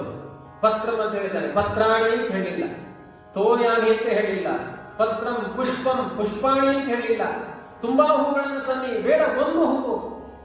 ನೀವು ಎಷ್ಟು ಪುಷ್ಪ ತಂದಿದ್ದೀರಿ ಅನ್ನೋದು ಮುಖ್ಯ ಅಲ್ಲ, ಆ ಪುಷ್ಪವನ್ನ ಎಷ್ಟು ಭಾವನೆಯಿಂದ ತಂದಿದ್ದೀರಿ ಅನ್ನೋದು ತುಂಬಾ ಮುಖ್ಯವಾಗುತ್ತೆ. ಹಾಗಾಗಿ ಕೃಷ್ಣನ ನಾಮ ನಮ್ಮನ್ನ ಸಾರ್ವಕಾಲಿಕವಾಗಿ ಉದ್ಧಾರ ಮಾಡುತ್ತೆ ಅನ್ನೋದೇನೋ ಸತ್ಯ. ಆದರೆ ಅದು ಸಾರ್ವಕಾಲಿಕವಾಗಿ ಉದ್ಧಾರ ಮಾಡಬೇಕು ಅಂತ ಆದ್ರೆ ನಮ್ಮ ಸಮರ್ಪಣೆ ಹೇಗಿದೆ ಎನ್ನುವುದು ಅಷ್ಟೇ ಮುಖ್ಯವಾಗುತ್ತೆ. ಆದ್ರಿಂದ ನಾಮಕ್ಕಿರುವ ಸತ್ಯತ್ವವನ್ನು ಅರ್ಥ ಮಾಡಿಕೊಳ್ಳಬೇಕಾದ್ರೆ ಸಮರ್ಪಣೆಗಿರುವ ಪ್ರಾಮಾಣಿಕತನವನ್ನು ನಾವೇ ವಿಮರ್ಶೆ ಮಾಡಿಕೊಳ್ಳಬೇಕಾಗುತ್ತೆ. ನಮ್ಮ ಮನಸ್ಸಿನ ಅಂತರಂಗಕ್ಕೆ ಸಂಬಂಧಪಟ್ಟ ಈ ಚಿಂತನೆಗಳನ್ನ ನಾವು ಮತ್ತೆ ಮತ್ತೆ ನೋಡಿಕೊಂಡಾಗ ಆ ಕೃಷ್ಣನ ನಾಮ ಇವತ್ತಲ್ಲ ನಾಳೆ ನಮಗೆ ಒಳ್ಳೆಯ ಉತ್ತಮವಾದ ಉನ್ನತವಾದ ಫಲದ ಕಡೆ ಕರೆದುಕೊಂಡು ಹೋಗುವುದರಲ್ಲಿ ಯಾವ ಸಂಶಯವೂ ಇಲ್ಲ. ನಿಮಗೆ ಒಂದು ಪ್ರಸಂಗವನ್ನು ಹೇಳುವುದು. ಒಬ್ಬಳು ತುಂಬಾ ಕಷ್ಟದ ಜೀವನ ನಡೆಸುವ ಮಹಿಳೆ ಕೃಷ್ಣನ ಕಾಲದಲ್ಲಿ ಇಲ್ಲಂತೆ. ಯಶೋದೆ ಮನೆಗೆ ಹೋದಳು. ಅವಳ ಬದುಕು ಹೇಗೆ ಅಂದ್ರೆ ಹಾಲು ಮೊಸರು ಬೆಣ್ಣೆ ತುಪ್ಪವನ್ನು ಮಾರಾಟ ಮಾಡಿ ಜೀವನವನ್ನು ನಡೆಸುವುದು. ಕೃಷ್ಣನ ಮನೆಗೆ ಹೋಗಿ ಹಾಲು ಮೊಸರು ಬೆಣ್ಣೆ ಮಾರಾಟಕ್ಕೆ ಅಂತ ಹೋದಳು. ಅದನ್ನೆಲ್ಲ ಯಶೋದೆಯು ತೆಗೆದುಕೊಂಡಳು. ಮುಂದೆ ಅವಳು ಇನ್ನೊಂದು ಮನೆಗೆ ಆ ಹಾಲು ಮೊಸರು ಬೆಣ್ಣೆನೆ ತೆಗೆದುಕೊಂಡು ಹೋಗಬೇಕಾದ್ರೆ ಅವಳ ಮನಸ್ಸು ಕೃಷ್ಣನಲ್ಲಿ ಹೊಕ್ಕಿ ಬಿಟ್ಟಿತ್ತಂತೆ. ಎಷ್ಟು ಚೆನ್ನಾಗಿ ಹೇಳ್ತಾನೆ ಆ ಕವಿ. ವಿಕ್ರೇತು ಕಾಮ ಕಿಲ ಗೋಪಕನ್ಯಾ ಮುರಾರಿ ಪಾದಾರ್ಪಿತ ಚಿತ್ತವೃತ್ತಿ ದಧ್ಯಾಧಿಕಂ ಮೋಹವಶಾದವೋಚತ್ ಗೋವಿಂದ ದಾಮೋದರ ಮಾಧವೇತಿ. ಅವಳು ಮಾರಾಟದ ಶಬ್ದಗಳೇನು ಅಂದ್ರೆ ಪ್ರತಿ ಮನೆಯ ಮುಂದೆ ಹೋಗಿ, ಇವತ್ತೆಲ್ಲ ತರಕಾರಿ ಮಾರಾಟ ಮಾಡೋರು ಬೆಂಡೆಕಾಯಿ, ಸೌತೆಕಾಯಿ, ಕುಂಬಳಕಾಯಿ ಅಂತ ಮಾರಾಟ ಮಾಡಿಕೊಂಡು ಬರೋದಿಲ್ವೇ? ಹಾಗೆ ಅವಳು ತನ್ನ ಬಾಯಲ್ಲಿ ಹೇಳಬೇಕಾಗಿತ್ತು. ಹಾಲು ಬಂದಿದೆ, ಮೊಸರು ಬಂದಿದೆ, ಬೆಣ್ಣೆ ಬಂದಿದೆ, ತೆಗೆದುಕೊಳ್ಳಿ. ಆ ಶಬ್ದ ಅವಳ ಬಾಯಲ್ಲಿ ಬರಲಿಲ್ಲ. ಅವಳ ಬಾಯಲ್ಲಿ ಬಂದ ಶಬ್ದ ಗೋವಿಂದ ದಾಮೋದರ ಮಾಧವೇತಿ. ನಿಮ್ಮ ಮನೆಗೆ ಗೋವಿಂದ ಬಂದಿದೆ, ದಾಮೋದರ ಬಂದಿದೆ. ಪುರಂದರದಾಸರಿಗೆ ವೈರಾಗ್ಯ ಉಗಮ ಸ್ಥಾನ ಆದಾಗ, ಆ ಸ್ಥಾನದಲ್ಲಿದ್ದಾಗ, ವೈರಾಗ್ಯ ಸ್ಥಾಯಿಯಾಗಿ ನಿಂತಾಗ ಪುರಂದರದಾಸರ ಬಾಯಿಗೆ ಬಂದ ಮಾತೇನು? ರಾಮಕೃಷ್ಣರು ಮನೆಗೆ ಬಂದರು, ಬಾಗಿಲ ತೆರೆಯಿದೆ. ರತ್ನದ ವ್ಯಾಪಾರಿಯಾಗಿ ಪುರಂದರದಾಸರು ಬರಲಿಲ್ಲ. ಪವಿತ್ರವಾದ ನಾಮಗಳನ್ನು ನಿಮ್ಮ ಮನೆಯಲ್ಲಿ ಹೊಕ್ಕಿಸಿ ನಿಮ್ಮ ಮನೆಯ ಎಲ್ಲಾ ಕಷ್ಕಲವನ್ನು ತೊಳೆಯುವ ವ್ಯಾಪಾರಕ್ಕೆ ಬಂದಿದ್ದಾರೆ ಪುರಂದರದಾಸರು. ಬಾಗಿಲ ತೆರೆಯಿರೋ ಪುರಂದರದಾಸರ ಈ ಅನುಭೂತಿ ಪ್ರತಿಯೊಬ್ಬ ಗೊಲ್ಲರ ಹಟ್ಟಿಯಲ್ಲಿರುವ ಹೆಣ್ಣುಮಕ್ಕಳಿಗಿತ್ತು, ದನ ಕಾಯುವ ಗೋಪಾಲಕರಿಗಿತ್ತು. ಆ ನಂಬಿಕೆಯಿಂದ ಪ್ರಾಮಾಣಿಕವಾದ ಸಮರ್ಪಣೆಯಲ್ಲಿ ಸಾಗುತ್ತಾ ಇದ್ರು. ಆದರೆ ಇವತ್ತು ಎಂತೆಂಥ ವೇದಾಂತಿಗಳು ಸೋತು ಹೋಗಿದ್ದೇವೆ. ಸಮರ್ಪಣೆಯ ಅರ್ಥದಲ್ಲಿ ನಾವು ಸೋತಿದ್ದೇವೆ. ಭಗವಂತನ ನಾಮ ಅಂದು ಪಾಂಡವರಿಗೆ ಎಷ್ಟು ಫಲಪ್ರದವೋ ಇಂದು ನಮಗೂ ಅಷ್ಟೇ ಫಲಪ್ರದ, ಮುಂದಿನ ಸಮಾಜಕ್ಕೂ ಫಲಪ್ರದ. ಆದರೆ ಆ ಪಾಂಡವರಲ್ಲಿರುವ ನಿರ್ಮಲತೆ, ಆ ಗೋಪಿಕಾಸ್ತ್ರೀಯರಲ್ಲಿರುವ ಗೋಪಾಲ ಬಾಲಕರಲ್ಲಿರುವ ನಿರ್ಮಲತೆ ನಮ್ಮ ಹೃದಯದಲ್ಲಿ ಬಂದಾಗ ಮಾತ್ರ ಎಚ್ಚರ ನಮಗಿರಬೇಕು. ಹಾಗಾಗಿ ಭಕ್ತೇಕಲಭ್ಯ ಪುರುಷೋತ್ತಮ, ದೇವರನ್ನ ಬೇರೆ ಯಾವ ವಿಧಾನಗಳಿಂದಲೂ ಹಿಡಿಯಲಿಕ್ಕೆ ಸಾಧ್ಯ ಇಲ್ಲ. ನಿರ್ವ್ಯಾಜವಾದ ಪ್ರಾಮಾಣಿಕವಾದ ಹೃದಯದ ಪ್ರೀತಿಯಿಂದ ಮಾತ್ರ ಅವನನ್ನು ಕಟ್ಟಲಿಕ್ಕೆ ಸಾಧ್ಯ. ಅದನ್ನೇ ಕವಿ ಇನ್ನೊಂದು ಪ್ರಕಾರದಲ್ಲಿ ಹೇಳ್ತಾನೆ. ಉಲೂಖಲಂ ವಾ ಯಮಿನಾಂ ಮನೋವಾ ಗೋಪಾಂಗನಾನಾಂ ಕುಚಕುಡ್ಮಲಂ ವಾ ಮುರಾರಿ ನಾಮ್ನಃ ಕಲಭರಸ್ಯ ನೂನಂ ಆಲಾನಮಾಸೀತ್ರಯಮೇವ ಭೂಮೌ. ದೇವರನ್ನ ಯಾರಿಂದಲೂ ಕಟ್ಟಲಿಕ್ಕಾಗಲಿಲ್ಲ. ದುರ್ಯೋಧನ ಕಟ್ಟಿ ಹಾಕಲಿ ಅಂತ ಪ್ರಯತ್ನ ಪಟ್ಟ. ಯಾರ್ಯಾರೋ ಅವನನ್ನ ಏನೇನೋ ವಧಿಸಿ ಬಿಡ್ತೇವೆ ಎನ್ನುವ ದೊಡ್ಡ ಛಲದಿಂದ ಶಿಶುಪಾಲ, ಜರಾಸಂಧ, ಹಂಸ, ಡಿಬಿಕ, ಕಂಸ ಪ್ರತಿಜ್ಞೆ ಮಾಡಿದವರು ಸಹಸ್ರಾರು ಜನ ಮಹಾಪರಾಕ್ರಮಿಗಳು. ಯಾರ ಕೈಗೂ ಸಿಗಲಿಲ್ಲ. ಕವಿ ಹೇಳ್ತಾನೆ, ಕೃಷ್ಣ ಪರಾಕ್ರಮದಿಂದ ಸಿಗೋದಿಲ್ಲ, ಅಹಂಕಾರದಿಂದ ಸಿಗೋದಿಲ್ಲ, ಹೃದಯಕ್ಕೆ ಕೆಲಸ ಕೊಟ್ಟಾಗ ಸಿಗ್ತಾನೆ. ತಲೆಗೆ ಕೆಲಸ ಕೊಟ್ಟರೆ ಸಿಗೋದಿಲ್ಲ. ದೇವರು ಯುಕ್ತಿಯಿಂದ ಕಟ್ಟಲಿಕ್ಕೆ ಆಗೋದಿಲ್ಲ. ಅವನನ್ನ ಭಕ್ತಿಯಿಂದ ಕಟ್ಟಬೇಕು, ಚಿತ್ತದಿಂದ ಕಟ್ಟಬೇಕು. ಮನವನಿತ್ತರೆ ತನ್ನ ನೀವನು ತನುವ ದಂಡಿಸಿ ದಿನ ದಿನದಿ ಸಾಧನ ಮಾಡಿಪರಿಗಿತ್ತಪ್ಪನು ಸ್ವರ್ಗಾದಿ ಭೋಗಗಳ. ಮನವನ ಸಮರ್ಪಣೆ ಮಾಡಿ ದೇವರಿಗೆ, ಇದು ತುಂಬಾ ಪ್ರಧಾನವಾದ ಸಂಗತಿ. ಹಾಗಾಗಿ ಪರಮಾತ್ಮ ಯಾರಿಗೆ ಸಿಗ್ತಾನೆ? ಯಶೋದೆ ಕಟ್ಟಬೇಕು ಅಂತ ಪ್ರಯತ್ನ ಪಟ್ಲು, ಆಗಲಿಲ್ಲ. ಕೊನೆಗೆ ಅರ್ಥ ಆಯ್ತು ಅವಳಿಗೆ, ಇಲ್ಲ, ಕೃಷ್ಣನ ಪ್ರೇರಣೆ ಇಲ್ಲದೆ ಈ ಹಗ್ಗವೂ ಕೂಡ ಪ್ರವೃತ್ತಿಯನ್ನು ಮಾಡೋದಿಲ್ಲ. ಈ ಹಗ್ಗದಿಂದ ಕಟ್ಟಬೇಕು ಅಂತ ಆದ್ರೂ ಅಲ್ಲಿ ಪ್ರೇರಕನಾಗಿ ದೇವರಿರಬೇಕು ಅನ್ನೋ ಎಚ್ಚರ ಬಂತು. ಕರು ಕಟ್ಟುವ 10,000 ಹಗ್ಗದಿಂದ ಪ್ರಯತ್ನ ಮಾಡಿದ್ರೂ ಕಟ್ಟಲಿಕ್ಕಾಗದೇ ಇರುವ ಕೃಷ್ಣನನ್ನ ಈ ಚಿಂತನೆಯಿಂದ, ತನ್ನ ಮನಸ್ಸಿನಲ್ಲಿ ಬಂದ ಸಮರ್ಪಣಾ ಭಾವದಿಂದ ಕರು ಕಟ್ಟುವ ಹಗ್ಗದಿಂದ ಕೃಷ್ಣ ಕಟ್ಟಿಸಿಕೊಂಡ ಅನ್ನುವ ಮಾತಿನ. ಆದ್ರಿಂದ ದೇವರು ಯಾವುದಕ್ಕೆ ಒಲಿತಾನೆ? ಉಲೂಖಲಂ ವಾ ಯಮಿನಾಂ ಮನೋವಾ. ಪ್ರಾಮಾಣಿಕತನ ಇರುವಂತಹ ಯಾರು ವಿರಕ್ತರಾದ ಸನ್ಯಾಸಿಗಳಿದ್ದಾರೆ, ಅವರಿಗೆ ಯಾವ ಅಪೇಕ್ಷೆಗಳಿಲ್ಲ ಅಂದ್ರೆ ಅವರ ಹೃದಯದಲ್ಲಿ ಸಿಕ್ಕಾಕೊಳ್ತಾನೆ ಕೃಷ್ಣ. ಅವರ ಮನಸ್ಸನ್ನು ಬಿಟ್ಟು ಹೋಗೋದೇ ಇಲ್ಲ. ಅಥವಾ ಪ್ರಾಮಾಣಿಕರಾದ ಅವತ್ತಿನ ಗೋಪಿಕಾಸ್ತ್ರೀಯರಿದ್ದಾರಲ್ಲ, ಕೃಷ್ಣ ಪರಂಧಾಮಕ್ಕೆ ಹೋಗಬೇಕಾದ್ರೂ ಹೇಳಿದ್ದಂತೆ, ಮುಂದೆ ಬ್ರಹ್ಮದೇವರೇ ವಿಶೇಷವಾದ ಈ ಭೂಲೋಕದಲ್ಲಿರುವ ಮನುಷ್ಯರಿಗೆ ಸ್ಥಾನಗಳನ್ನು ನೀವು ಕೊಡಬೇಕಾದ್ರೆ ನನ್ನ ಅಂಗಸಂಗ ಮಾಡಿದ, ಯಾವುದೇ ವಂಚನೆ ಇಲ್ಲದೆ ಕೃಷ್ಣನಿಗೆ ಸಮರ್ಪಣೆಗೆ ತಯಾರಾದ. ಎಂಥ ಅದ್ಭುತ ಸಮರ್ಪಣೆಗಳಿದೆ ಗೊತ್ತೋ. ಆ ವಿಪ್ರಾಧ್ವರಕ್ಕೆ ಕೃಷ್ಣ ಹೋಗ್ಲಿಕ್ಕೆ ನಾಚಿದ, ಗೋಪಾಲ ಬಾಲಕರನ್ನ ಕಳಿಸಿದ. ಕೊನೆಗೆ ಹೆಣ್ಮಕ್ಳ ಹತ್ರ ಹೋಗಿ ಹೇಳಿ ಕೃಷ್ಣ ಬಂದಿದ್ದಾನೆ, ಹಸಿವಾಗಿದೆ ಅಂತ ಹೇಳಿ ಗೋಪಿಕಾ ಸ್ತ್ರೀಯರೆಲ್ಲ ಪರಾತಗಳಲ್ಲಿ ಷಡ್ರಸೋಪೇತ ಅನ್ನಗಳನ್ನು ತೆಗೆದುಕೊಂಡು ಹೋಗಿ ಕೃಷ್ಣನಿಗೆ ಸಮರ್ಪಣೆ ಮಾಡಿದ್ರು. ಒಬ್ಬಳು ಹೆಣ್ಣುಮಗಳಿಗೆ ಹೋಗ್ಲಿಕ್ಕೆ ಆಗ್ಲಿಲ್ಲಂತೆ, ಸ್ವಲ್ಪ ವಿಳಂಬ ಮಾಡಿಕೊಂಡು. ಅದನ್ನ ಅವನ ಗಂಡ ಗಮನಿಸಿದ. ಅವಳ ಗಂಡ, ಓ, ಕೃಷ್ಣನಿಗೆಲ್ಲ ಮನೆಯಲ್ಲಿ ಮಾಡಿದ ಪದಾರ್ಥ ಇನ್ನೂ ನೈವೇದ್ಯ ಆಗಿಲ್ಲ, ಕೃಷ್ಣನಿಗೆ ಕೊಟ್ಬಿಡ್ತಾಳೆ ಅಂತ ಹೇಳಿ ಬಾಗಿಲ ಒಳಗಡೆ ತಳ್ಳಿ ಬೀಗ ಹಾಕಿದ್ದಂತೆ, ಒಂದು ಕೋಣೆ ಒಳಗಡೆ ಕೂಡ ಹಾಕಿದ್ದಂತೆ. ಸಮರ್ಪಣೆ ದೇವರಿಗಾಗುವುದು. ಪ್ರತ್ಯಕ್ಷವಾಗಿ ದೇವರು ಬಂದಾಗಲೂ ನನ್ನ ಗಂಡ ಅದು ಯಾವುದೋ ಪ್ರತಿಮೆಯಲ್ಲಿ ದೇವರನ್ನು ನೋಡ್ಲಿಕ್ಕೆ ಹೋಗ್ತಾ ಇದ್ದಾನಲ್ಲ, ಚಿನ್ಮಯ ರೂಪಿಯಾದ ಪರಮಾತ್ಮ ಬಂದಿದ್ದಾನೆ. ಹಸಿದ ಬ್ರಾಹ್ಮಣ ಬಂದಾಗ ಅವನನ್ನು ಉಪೇಕ್ಷೆ ಮಾಡಿ ಪ್ರತಿಮೆಯಲ್ಲಿ ಅನ್ನಾರಾಧನೆ ಮಾಡುವುದು ಪ್ರಾಮಾಣಿಕ ಅಲ್ಲ ಅನ್ನುತ್ತೆ ಭಾಗವತ ಶಾಸ್ತ್ರ. ಇದನ್ನು ಅರ್ಥ ಮಾಡಿಕೊಂಡಿದ್ದು. ಅವರಿಗೆ ಉಪನಯನ ಸಂಸ್ಕಾರ ಆಗಿಲ್ಲ, ಬ್ರಹ್ಮಸೂತ್ರ ಅಧ್ಯಯನ ಮಾಡಿಲ್ಲ ಹೆಣ್ಮಗಳು. ಆ ಪ್ರಾಮಾಣಿಕ ಅನುಭೂತಿಯಿಂದ ಕೋಣೆ ಒಳಗಡೆ ತಳ್ಳಿ ಬೀಗ ಹಾಕಿದಾಗ ಅವಳು ಯೋಚನೆ ಮಾಡಿದಂತೆ, ಕೃಷ್ಣ ಅವರೆಲ್ಲ ಷಡ್ರಸೋಪೇತ ಅನ್ನಗಳನ್ನು ನಿನಗೆ ಸಮರ್ಪಣೆ ಮಾಡಿದರು, ನನ್ನ ಗಂಡ ಅವಕಾಶ ಕೊಡಲಿಲ್ಲ. ಯಾಕೆ? ಈ ಪದಾರ್ಥಗಳೆಲ್ಲ ನಿನ್ನದು ಅನ್ನೋ ಎಚ್ಚರ ಅವನಿಗಿಲ್ಲ. ನನ್ನ ಮನೆಯ ಪದಾರ್ಥ ಅವನಿಗೆ ಯಾಕೆ ಕೊಡ್ತೀಯ ಎನ್ನುವ ಅಹಂಕಾರ ಇದೆ. ಕೃಷ್ಣ, ಇಂಥ ಪದಾರ್ಥ ನಿನಗೆ ಸಮರ್ಪಣೆಗೆ ಯೋಗ್ಯವೂ ಅಲ್ಲ. ನನ್ನ ಆತ್ಮ ಅದು ನಿನಗೆ ಸಂಬಂಧಪಟ್ಟಿದೆ. ನೀನು ಬಿಂಬ, ನಾನು ಪ್ರತಿಬಿಂಬ. ನನ್ನ ಪ್ರಾಣವನ್ನೇ ನಿನ್ನ ಪಾದಾರವಿಂದಕ್ಕೆ ಅರ್ಪಣೆ ಮಾಡ್ತೀನಿ ಕೃಷ್ಣ ಅಂತ ಮತ್ತೆ ಗಂಡ ಬಾಗಿಲು ತೆಗೆದಾಗ ಅವಳ ಹೆಣ ಇತ್ತು, ಅವಳ ಪ್ರಾಣ ಕೃಷ್ಣನಿಗೆ ಸಮರ್ಪಿತವಾಗಿತ್ತು. ಇದನ್ನೆಲ್ಲ ಅರ್ಥ ಮಾಡಿಕೊಂಡ ಕೃಷ್ಣ ಪರಂಧಾಮಕ್ಕೆ ತೆರಳಬೇಕಾದ್ರೆ ಬ್ರಹ್ಮದೇವನಿಗೆ ಹೇಳ್ತಾನೆ, ಎಲ್ಲರಿಗೂ ಒಂದು ಉತ್ತಮ ಸ್ಥಾನವನ್ನು ಬ್ರಹ್ಮದೇವರೇ ನೀವು ಕೊಡ್ತೀರಿ, ಅದರಲ್ಲಿಯೂ ಪ್ರಾಮಾಣಿಕವಾಗಿ ಪ್ರಾಣವನ್ನು ಬೇಕಾದರೂ ತ್ಯಾಗ ಮಾಡ್ತೇನೆ, ಕೃಷ್ಣನನ್ನು ನಾವು ಬಿಟ್ಟಿರೋದಿಲ್ಲ ಅನ್ನುವ ಸಮರ್ಪಣಾ ಭಾವ ಇದೆಯಲ್ಲ, ಆ ನಿರ್ವ್ಯಾಜ ಸಮರ್ಪಣಾ ಭಾವವನ್ನು ಹೊಂದಿದ ಗೋಪಿಯರಿಗೆ ತುಂಬಾ ಉತ್ತಮವಾದ ಸ್ಥಾನವನ್ನು ನೀನು ಕಲ್ಪಿಸಿಕೊಡಬೇಕು ಅಂತ ಭಗವಂತ ಬ್ರಹ್ಮದೇವರ ಕಿವಿಯಲ್ಲಿ ಹೇಳಿ ಪರಂಧಾಮಕ್ಕೆ ಹೋಗಿದ್ದಾನಂತೆ. ನಾವು ಇದನ್ನು ಅರ್ಥ ಮಾಡಿಕೊಳ್ಬೇಕು.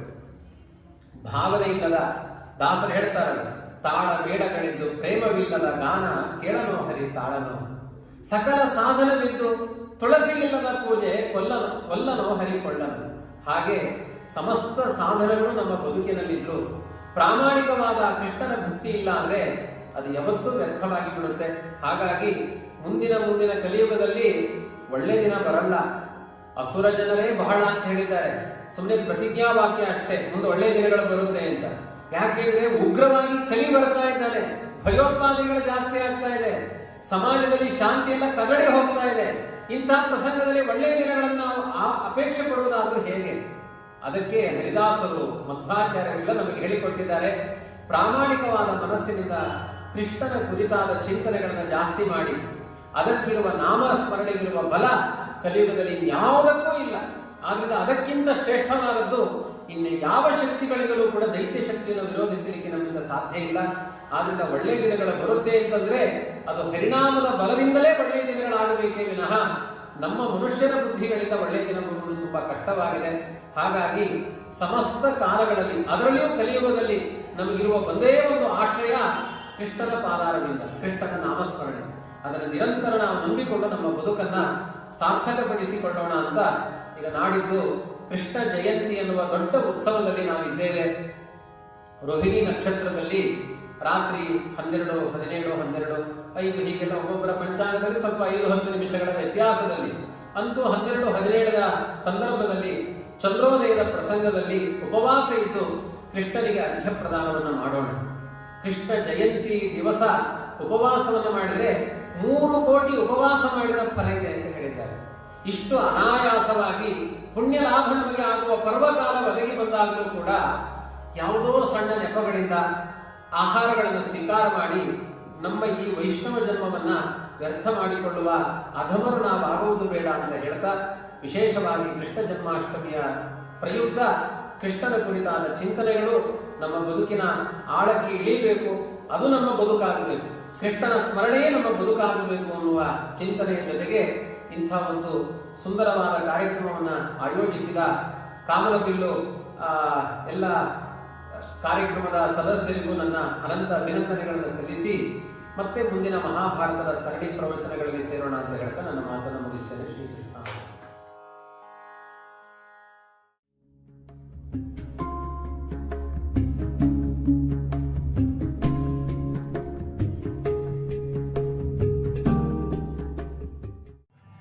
ಈಗ ಮುಂದಿನ ಕಾರ್ಯಕ್ರಮ ದಾಸವಾಣಿ. ಅಂಬ್ರಣಿ ಗುರುಕುಲ ವಿದ್ಯಾರ್ಥಿಗಳಿಂದ ಈ ಕಾರ್ಯಕ್ರಮ ನಡೆಯಲಿದೆ. ಗೋಕುಲಾಷ್ಟಮಿ ಪ್ರಯುಕ್ತ ವಿಶೇಷ ಕಾರ್ಯಕ್ರಮ ಕೃಷ್ಣಾಮೃತ.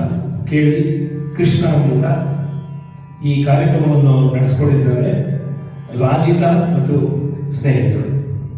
ಕೇಳಿ, ಕೃಷ್ಣಾಮೃತ. ಎಲ್ಲರಿಗೂ ನಮಸ್ಕಾರ.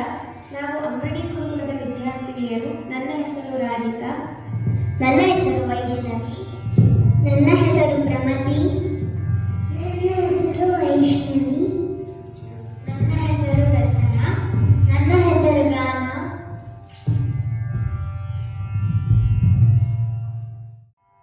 ಶುಕ್ಲಾಂಬರಧರಂ ವಿಷ್ಣುಂ ಶಶಿವರ್ಣಂ ಚತುರ್ಭುಜಂ ಪ್ರಸನ್ನವದನಂ ಧ್ಯಾಯೇತ್ ಸರ್ವವಿಘ್ನೋಪಶಾಂತಯೇ.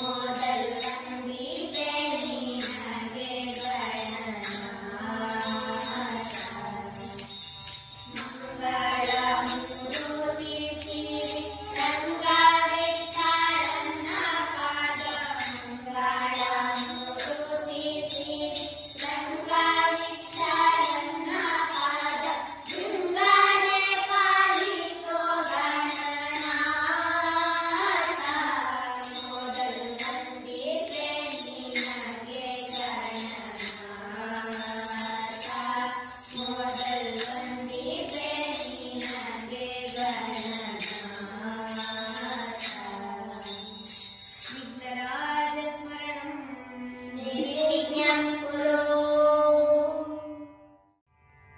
राघवेन्द्र गुरु राघवेन्द्र गुरु राघवेन्द्र गुरु राय।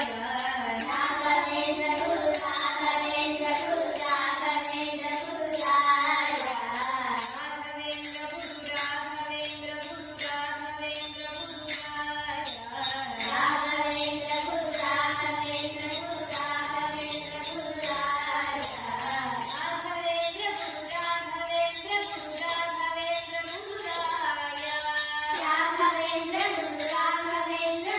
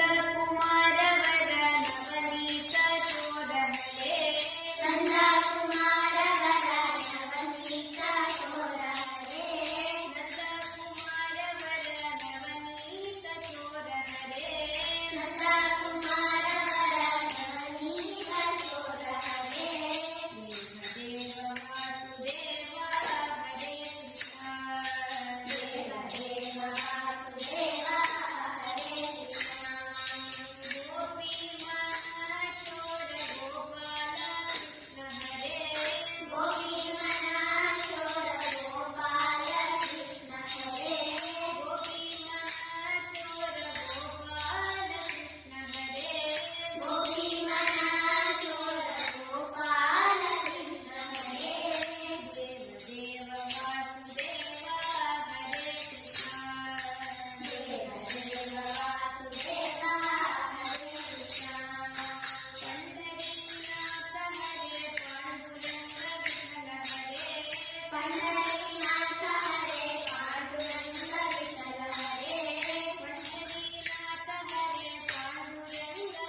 ಹರೇ ಪಂಡರೀನಾಥ ಹರೇ ಪಾಂಡುರಂಗ ವಿಠಲ ಹರೇ ದೇವ ದೇವ ವಾಸುದೇವ ಹರೇ ಕೃಷ್ಣ ದೇವ ದೇವ ವಾಸುದೇವ ಹರೇ ಕೃಷ್ಣ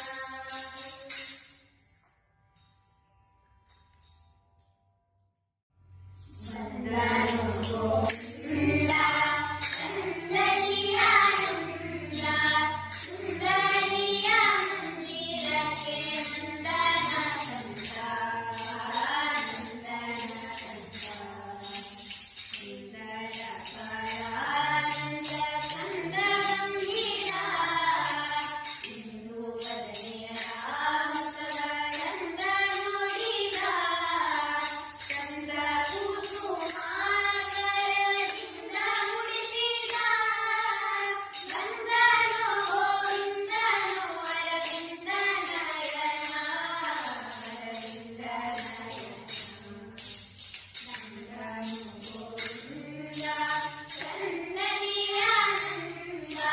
ಸುಂದರಿಯ ಮಂದಿರಕ್ಕೆ ನಂದನ ಕಂದ ನಂದನ ಕಾನನದಲ್ಲಿ ಬರು ದೀನನಾದಲ್ಲಿ ದೇವನಗರೋತ ಕೂಡಿ ಮಗರೋ ಜಾನನಿಗನು ಸುಮ ಬಾಣ ಪಿತನು ಮಾನಿಕ ಮನಗಳೋಡಿ ಗಾನ ಮಾಡುತ್ತಾ ನಂದನು ಗೋವಿಂದ ಚಂದರಿಯಾನಂದ ಸುಂದರಿಯ ಮಂದಿರಕ್ಕೆ ನಂದನ ಕಂದ ನೋಡಿ ಬಂದರೋ ಬರು ಬೇಡಿಕೊಂಡರೋ ನಾಡುಡಿ ಹಾಡನ್ನು ಅವರ ನೋಡಿ ಮೆರೆದನು ಮಾಡಿದ ವಾಸುದೇವ ವಿಠಲ ಮಾಡಿದ ಮನ ಮಾಡಿದ ಕೂಡಿದ ಕೂಡಿದ ಬಂದನು ಗೋವಿಂದ ಚಂದರಿಯಾನಂದ ಸುಂದರಿಯ ಮಂದಿರ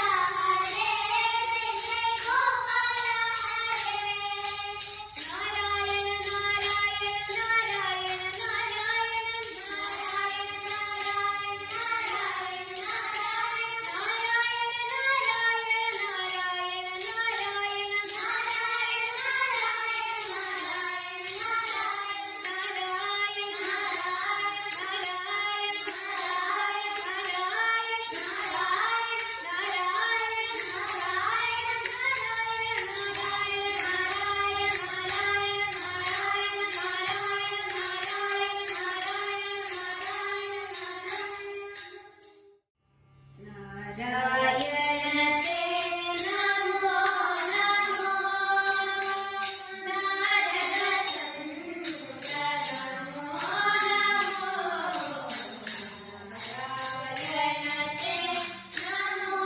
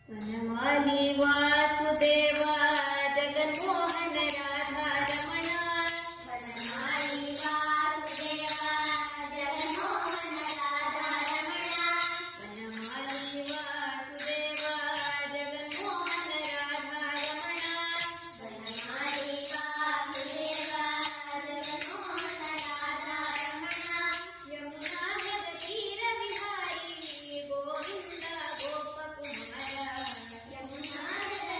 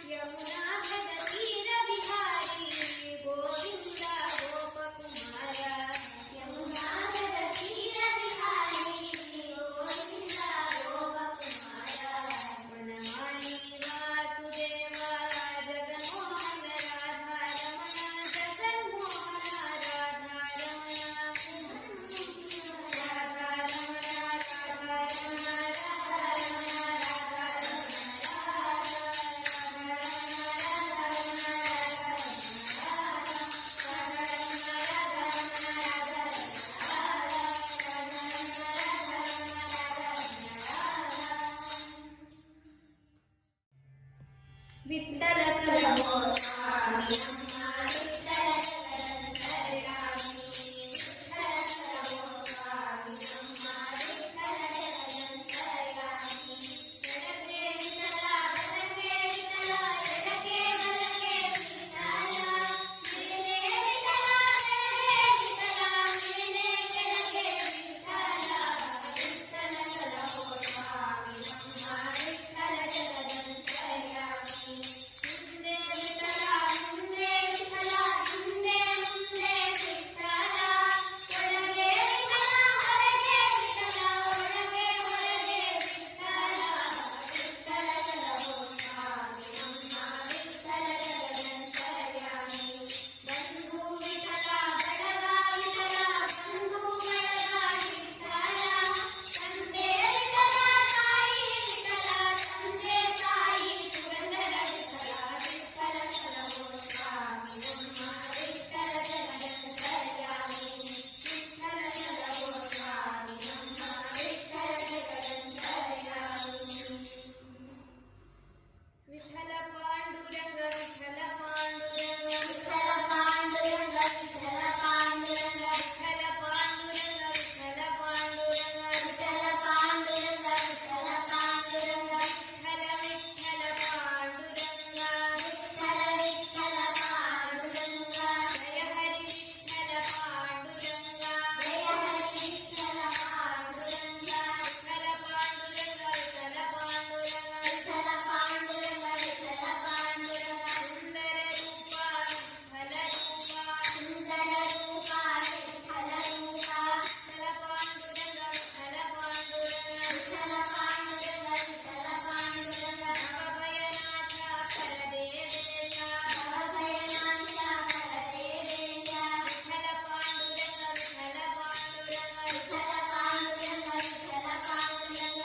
ಪಂಡರಿನಾಥ ಪಾಂಡುರಂಗ ವಿಠಲ ಪಂಡರಿನಾಥ ಪಾಂಡುರಂಗ ವಿಠಲ. ಜಲವಿಷಯನ ಹರಿ ಜಗದಾಕಾರ ಜಲವಿಷಯನ ಹರಿ ಜಗದಾಕಾರ. ಜಾನಕಿ ನಾಯಕ ಜಯ ದೇವೇಶ ಜಾನಕಿ ನಾಯಕ ಜಯ ದೇವೇಶ. ಸುಖ ಪರಿಪಾಲಕ ಸೀತಾಕಾಂತ ಸುಖ ಪರಿಪಾಲಕ ಸೀತಾಕಾಂತ. ವಿಠಲ ಪಾಂಡುರಂಗ ವಿಠಲ ಪಾಂಡುರಂಗ ವಿಠಲ ಪಾಂಡುರಂಗ ವಿಠಲ ಪಾಂಡುರಂಗ. ವಿಠಲ ಪಾಂಡುರಂಗ ವಿಠಲ ಪಾಂಡುರಂಗ ವಿಠಲ ಪಾಂಡುರಂಗ ವಿಠಲ ಪಾಂಡುರಂಗ. ವಿಠಲ ಪಾಂಡುರಂಗ ವಿಠಲ ಪಾಂಡುರಂಗ ವಿಠಲ ಪಾಂಡುರಂಗ ವಿಠಲ ಪಾಂಡುರಂಗ. ವಿಠಲ ಪಾಂಡುರಂಗ ವಿಠಲ ಪಾಂಡುರಂಗ ವಿಠಲ ಪಾಂಡುರಂಗ ವಿಠಲ ಪಾಂಡುರಂಗ. ವಿಠಲ ಪಾಂಡುರಂಗ ವಿಠಲ ಪಾಂಡುರಂಗ ವಿಠಲ ಪಾಂಡುರಂಗ ವಿಠಲ ಪಾಂಡುರಂಗ. ವಿಠಲ ಪಾಂಡುರಂಗ ವಿಠಲ ಪಾಂಡುರಂಗ. ಸರ್ವತ್ರ ಗೋವಿಂದ ನಾಮ ಸ್ಮರಣಂ. ಗೋವಿಂದ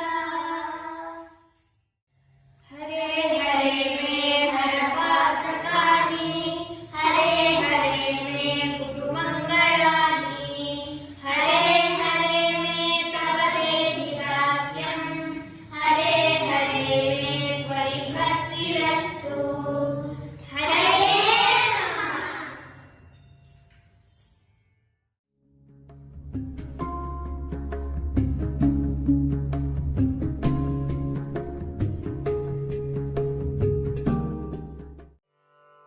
ನಮಸ್ಕಾರ. ಕಾಮನ ಬಿಲ್ಲು ಅರ್ಪಿಸುವ ಜ್ಯೋತಿಷ್ಯ ಕಾರ್ಯಕ್ರಮಕ್ಕೆ ಸ್ವಾಗತ. ಗುರುಗಳೇ, ತಮಗೂ ಸಹ ಕಾರ್ಯಕ್ರಮಕ್ಕೆ ಸ್ವಾಗತ. ಗುರು ಬ್ರಹ್ಮ ಗುರು ವಿಷ್ಣು ಗುರುದೇವೋ ಮಹೇಶ್ವರ ಗುರು ಸಾಕ್ಷಾತ್ ಪರಬ್ರಹ್ಮ ತಸ್ಮೈ ಶ್ರೀ ಗುರುವೇ ನಮಃ. ಗುರುಗಳೇ, ಹೋದ ವಾರದ ಸಂಚಿಕೆಯಲ್ಲಿ ತಿಳಿಸಿದ್ವಿ, ಇಂದು ಮತ್ತು ನಾಳೆ ಗೋಕುಲಾಷ್ಟಮಿ ಬಗ್ಗೆ ತಿಳಿಸ್ಕೊಟ್ಟಿದ್ವಿ. ಇವತ್ತೆಲ್ಲರೂ ಅದನ್ನ ಆಚರಿಸ್ತಾ ಇದ್ದಾರೆ ಅಂತ ಮಾಡ್ತೀವಿ. ಗುರುಗಳೇ, ಈ ವಾರದ ಅಂದ್ರೆ 30ನೇ ತಾರೀಕಿನಿಂದ ಮುಂದಿನ ವಾರ 6ನೇ ತಾರೀಕುವರೆಗಿನ ವಾರ ಭವಿಷ್ಯವನ್ನು ತಿಳಿಸ್ಕೊಡ್ಬೇಕಾಗಿತ್ತು ಇಟ್ಕೊಳ್ತೇನೆ. ವೀಕ್ಷಕರಿಗೆಲ್ಲ ನಮಸ್ಕಾರ. ಈ ವಾರದಲ್ಲಿ ಮೊದಲು ಮೇಷ ರಾಶಿಯನ್ನು ನೋಡೋಣ. ಮೇಷ ರಾಶಿ ಈ ವಾರ ಗ್ರಹಗಳ ಸಂಚಾರ ಹಿತಕರವಾಗಿರುತ್ತೆ, ಒಳ್ಳೆಯ ವಾತಾವರಣ ಇರುತ್ತೆ. ಹಾಗೆ ಮೇಷ ರಾಶಿಗೆ ನೂತನ ವಸ್ತು ಆಭರಣ ಇದೆಲ್ಲ ತಗೊಳ್ಳೋದು, ಮತ್ತೆ ಆತ್ಮೀಯರ ಭೇಟಿ ಇವತ್ತಿರುತ್ತೆ. ಹಬ್ಬದ ವಾತಾವರಣ ಇರುತ್ತೆ. ಯಾಕೆಂದ್ರೆ ಆತ್ಮೀಯ ಮನೆ ಬಂದಿರ್ತಾರೆ, ಮನೆಯಲ್ಲಿ ಒಳ್ಳೊಳ್ಳೆ ಅಡುಗೆಗಳಾಗುತ್ತೆ. ಹೀಗೆ ಹಬ್ಬದ ವಾತಾವರಣ ಇರುತ್ತೆ ಮತ್ತು ಮನಸ್ಸು ಉಲ್ಲಾಸವಾಗಿರುತ್ತೆ. ಆದರೆ ಮಾತಿನ ಬಗ್ಗೆ ಸ್ವಲ್ಪ ಅವರು ತುಂಬ ತುಂಬ ಒಂದು ಎಕ್ಸೈಟ್ ಆಗ್ಬಿಟ್ಟು ದುಡುಕಿ ಮಾತಾಡೋಲ್ಲ. ಯಾಕೆಂದರೆ ಆತ್ಮೀಯ ಸುಮಾರು ದಿವಸ ಮೇಲೆ ಬಂದಿರ್ತಾರೆ. ಅವಾಗ ನೀವು ಆ ಪ್ರೀತಿಯಿಂದ ಹೆಚ್ಚಾಗಿ ಮಾತಾಡಿದಾಗ ಅದೇನಂತೆ ಅವ್ರಿಗೆ ಮನಸ್ಸು ಬೇಸರ ಆಗುತ್ತೆ. ಅದರಿಂದ ದುಡುಕಿ ಮಾತಾಡೋದು ಸ್ವಲ್ಪ ಕಂಟ್ರೋಲ್ ಮಾಡಿಕೊಂಡ್ರೆ ಒಳ್ಳೆಯದಾಗುತ್ತೆ. ಹಾಗೆ ಧರ್ಮ ಕಾರ್ಯದಲ್ಲಿ ಒಂದಿಷ್ಟು ದಾನ ಧರ್ಮ ಮಾಡುವಂಥದ್ದು ಮತ್ತು ಪೂಜೆ ಉತ್ಸವ ಧಾರ್ಮಿಕ ಕಾರ್ಯಕ್ರಮದಲ್ಲಿ ಭಾಗವಹಿಸಲಿ ಮೇಷರಾಶಿ ಒಳ್ಳೆಯದಾಗುತ್ತೆ. ಅವರು ಶಿವ ಪಂಚಾಕ್ಷರಿ ಮತ್ತು ಬಾಲಾಂಬ ಮಂತ್ರವನ್ನು ಪಠನೆ ಮಾಡಬೇಕು ಮೇಷರಾಶಿ. ಹಾಗೆ ಮುಂದಕ್ಕೆ ಹೋಗೋಣ ವೃಷಭರಾಶಿ. ವೃಷಭರಾಶಿಯಲ್ಲಿ ಈ ಸಲ ಹಣಕಾಸು ಸ್ಥಿತಿ ಸಾಮಾನ್ಯ ಆಗುತ್ತೆ. ಯಾಕೆಂದರೆ ಲಗ್ನದಲ್ಲಿ ರಾಹು ಮತ್ತು ಕೇತುಗಳ ಸಂಬಂಧ ಇರುತ್ತೆ. ಹೊಸ ವ್ಯಾಪಾರ ಏನಾದ್ರು ಪ್ರಾರಂಭ ಮಾಡಬೇಕು ಅಂದ್ರೆ ಸ್ವಲ್ಪ ಮಟ್ಟಿಗೆ ಪ್ರಾರಂಭ ಮಾಡುವಂಥ ಮನಸ್ಸು ಬರುತ್ತೆ. ಆದರೆ ಅದ್ರ ಬಗ್ಗೆ ತಿಳ್ಕೊಂಡು ಅನುಭವಿಸ್ತಾರೆ ತಿಳ್ಕೊಂಡು ಈ ವ್ಯವಹಾರ ಮಾಡೋದು ಏನಾಗುತ್ತೆ ಮಾಡಬೇಕು ಅನ್ನೋದು ತಿಳ್ಕೊಂಡು ಮುಂದುವರಿಕೆ ಚರ್ಚೆ ಮುಂದುವರಿಬೇಕು. ಹಾಗೆ ಪರಿಚಯ ಯಾರಿಗಿಲ್ಲ ಹೊಸದು ಅವ್ರ ಹತ್ರ ವ್ಯವಹಾರ ಮಾಡಬೇಕು. ಕೈ ಸುತ್ತೋಗುತ್ತೆ ಮತ್ತು ಅವರು ವ್ಯವಹಾರದ ಕಷ್ಟ ಮಾಡೋದು ವ್ಯವಹಾರದ ದಿಕ್ಕನ್ನು ತಪ್ಪಿಸ್ತಾರೆ.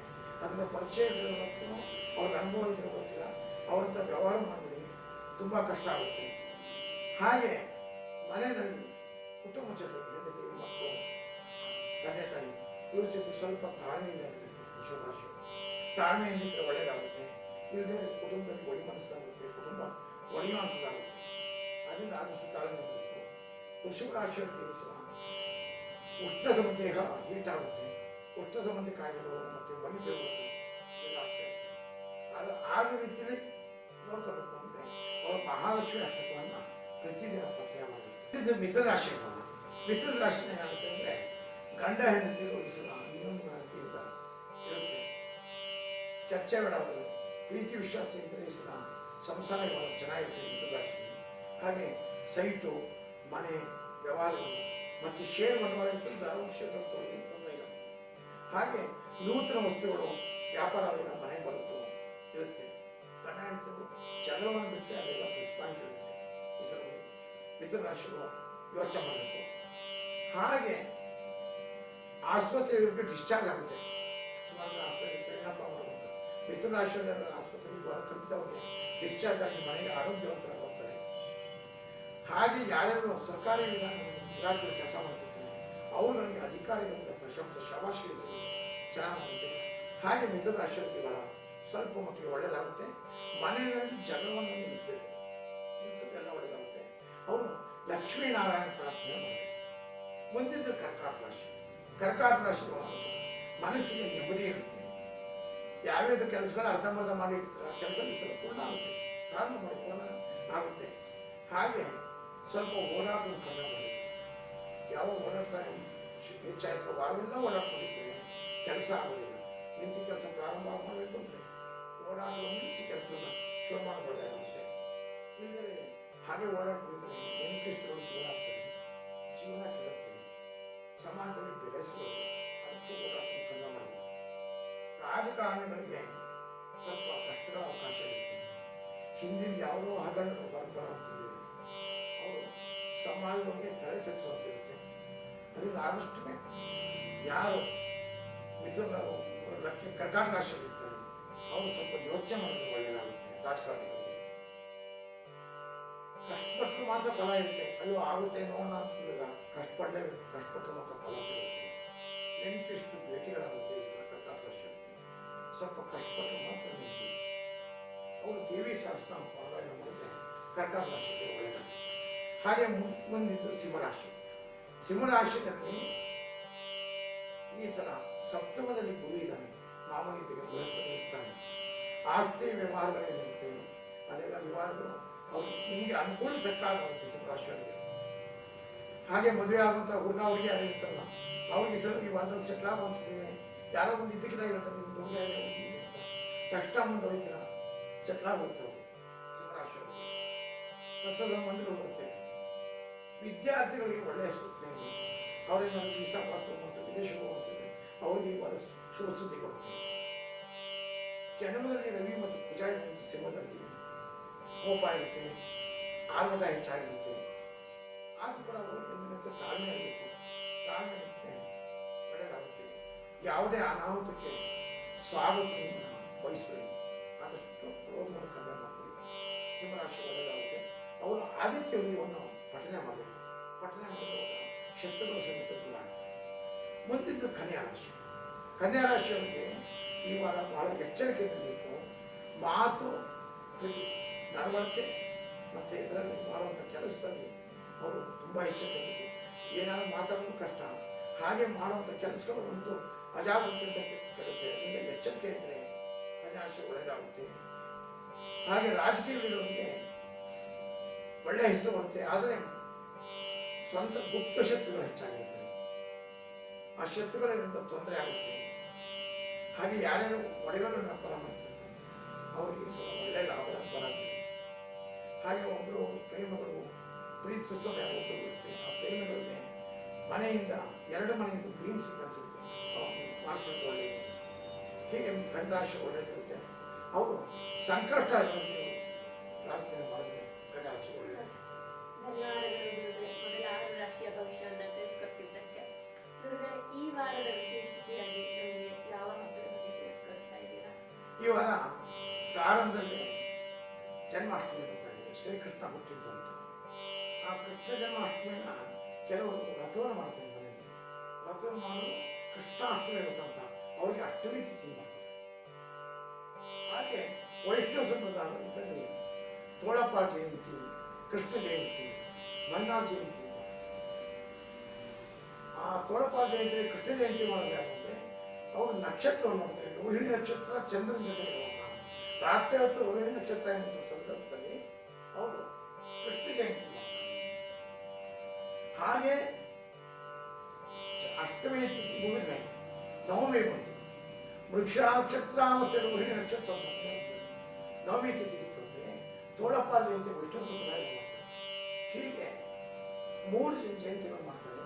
ವ್ರತ ಮಾಡೋದು, ಅಷ್ಟಮಿ ದಿನ ತಿಥಿನಲ್ಲಿ ಮಾಡುವಂಥದ್ದು, ಮಧ್ಯರಾತ್ರಿ 12 ಗಂಟೆಗೆ ಅಷ್ಟಮಿ ತಿಥಿ ಯಾವಾಗ ಇರುತ್ತೋ ಆ ಚಂದ್ರನ ಜೊತೆ ಸೇರಿರ್ತಾರೋ ಚಂದ್ರಾರ್ಘ್ಯ ಆಗಬೇಕು ಅನ್ನೋಕ್ಕೋಸ್ಕರ ವ್ರತವನ್ನು ಮಾಡೋದು. ವ್ರತವನ್ನು ಮಾಡಿ ಮಾಡ್ತಾರೆ. 12 ಗಂಟೆ ರಾತ್ರಿ 12 ಗಂಟೆ ಪೂಜೆ ಸಮಯ ಬರುವಂತಿಲ್ಲ.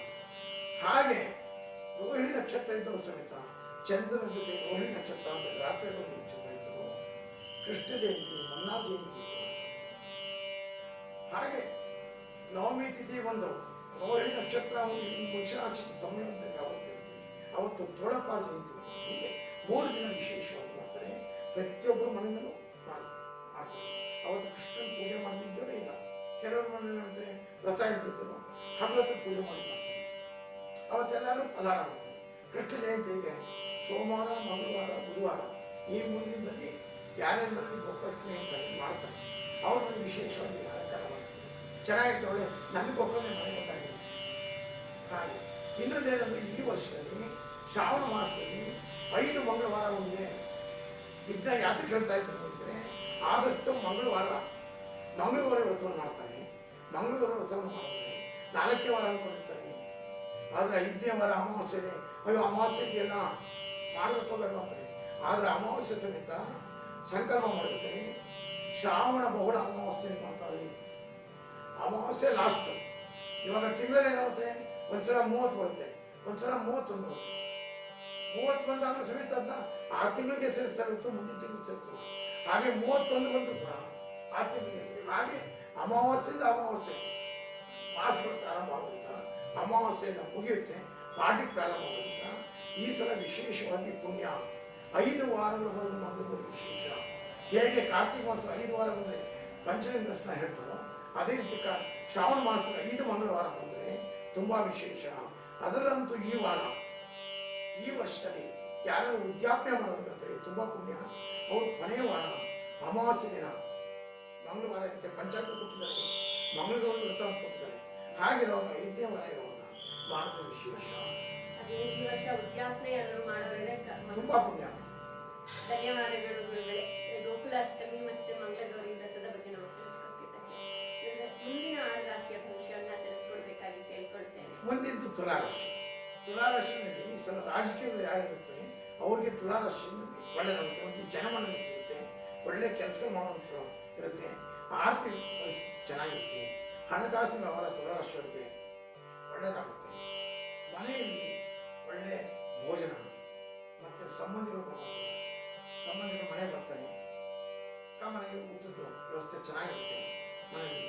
ಹಾಗೆ ಆಧ್ಯಾತ್ಮಿಕರಿಗೆ ಜೀವನ ಹೋಗುತ್ತೆ, ಮನಸ್ಸು ಹೋಗುತ್ತೆ, ಅದು ಒಳ್ಳೆಯದು. ಆಧ್ಯಾತ್ಮಿಕ ಕಡೆ ಹೋದರೆ ಪುಣ್ಯಕ್ಷೇತ್ರ ದರ್ಶನ ಆಗುತ್ತೆ. ಈ ವಾರ ತುಲಾರಾಶಿಯವರಿಗೆ ತುಂಬ ಅನುಕೂಲವಾಗಿರುತ್ತೆ.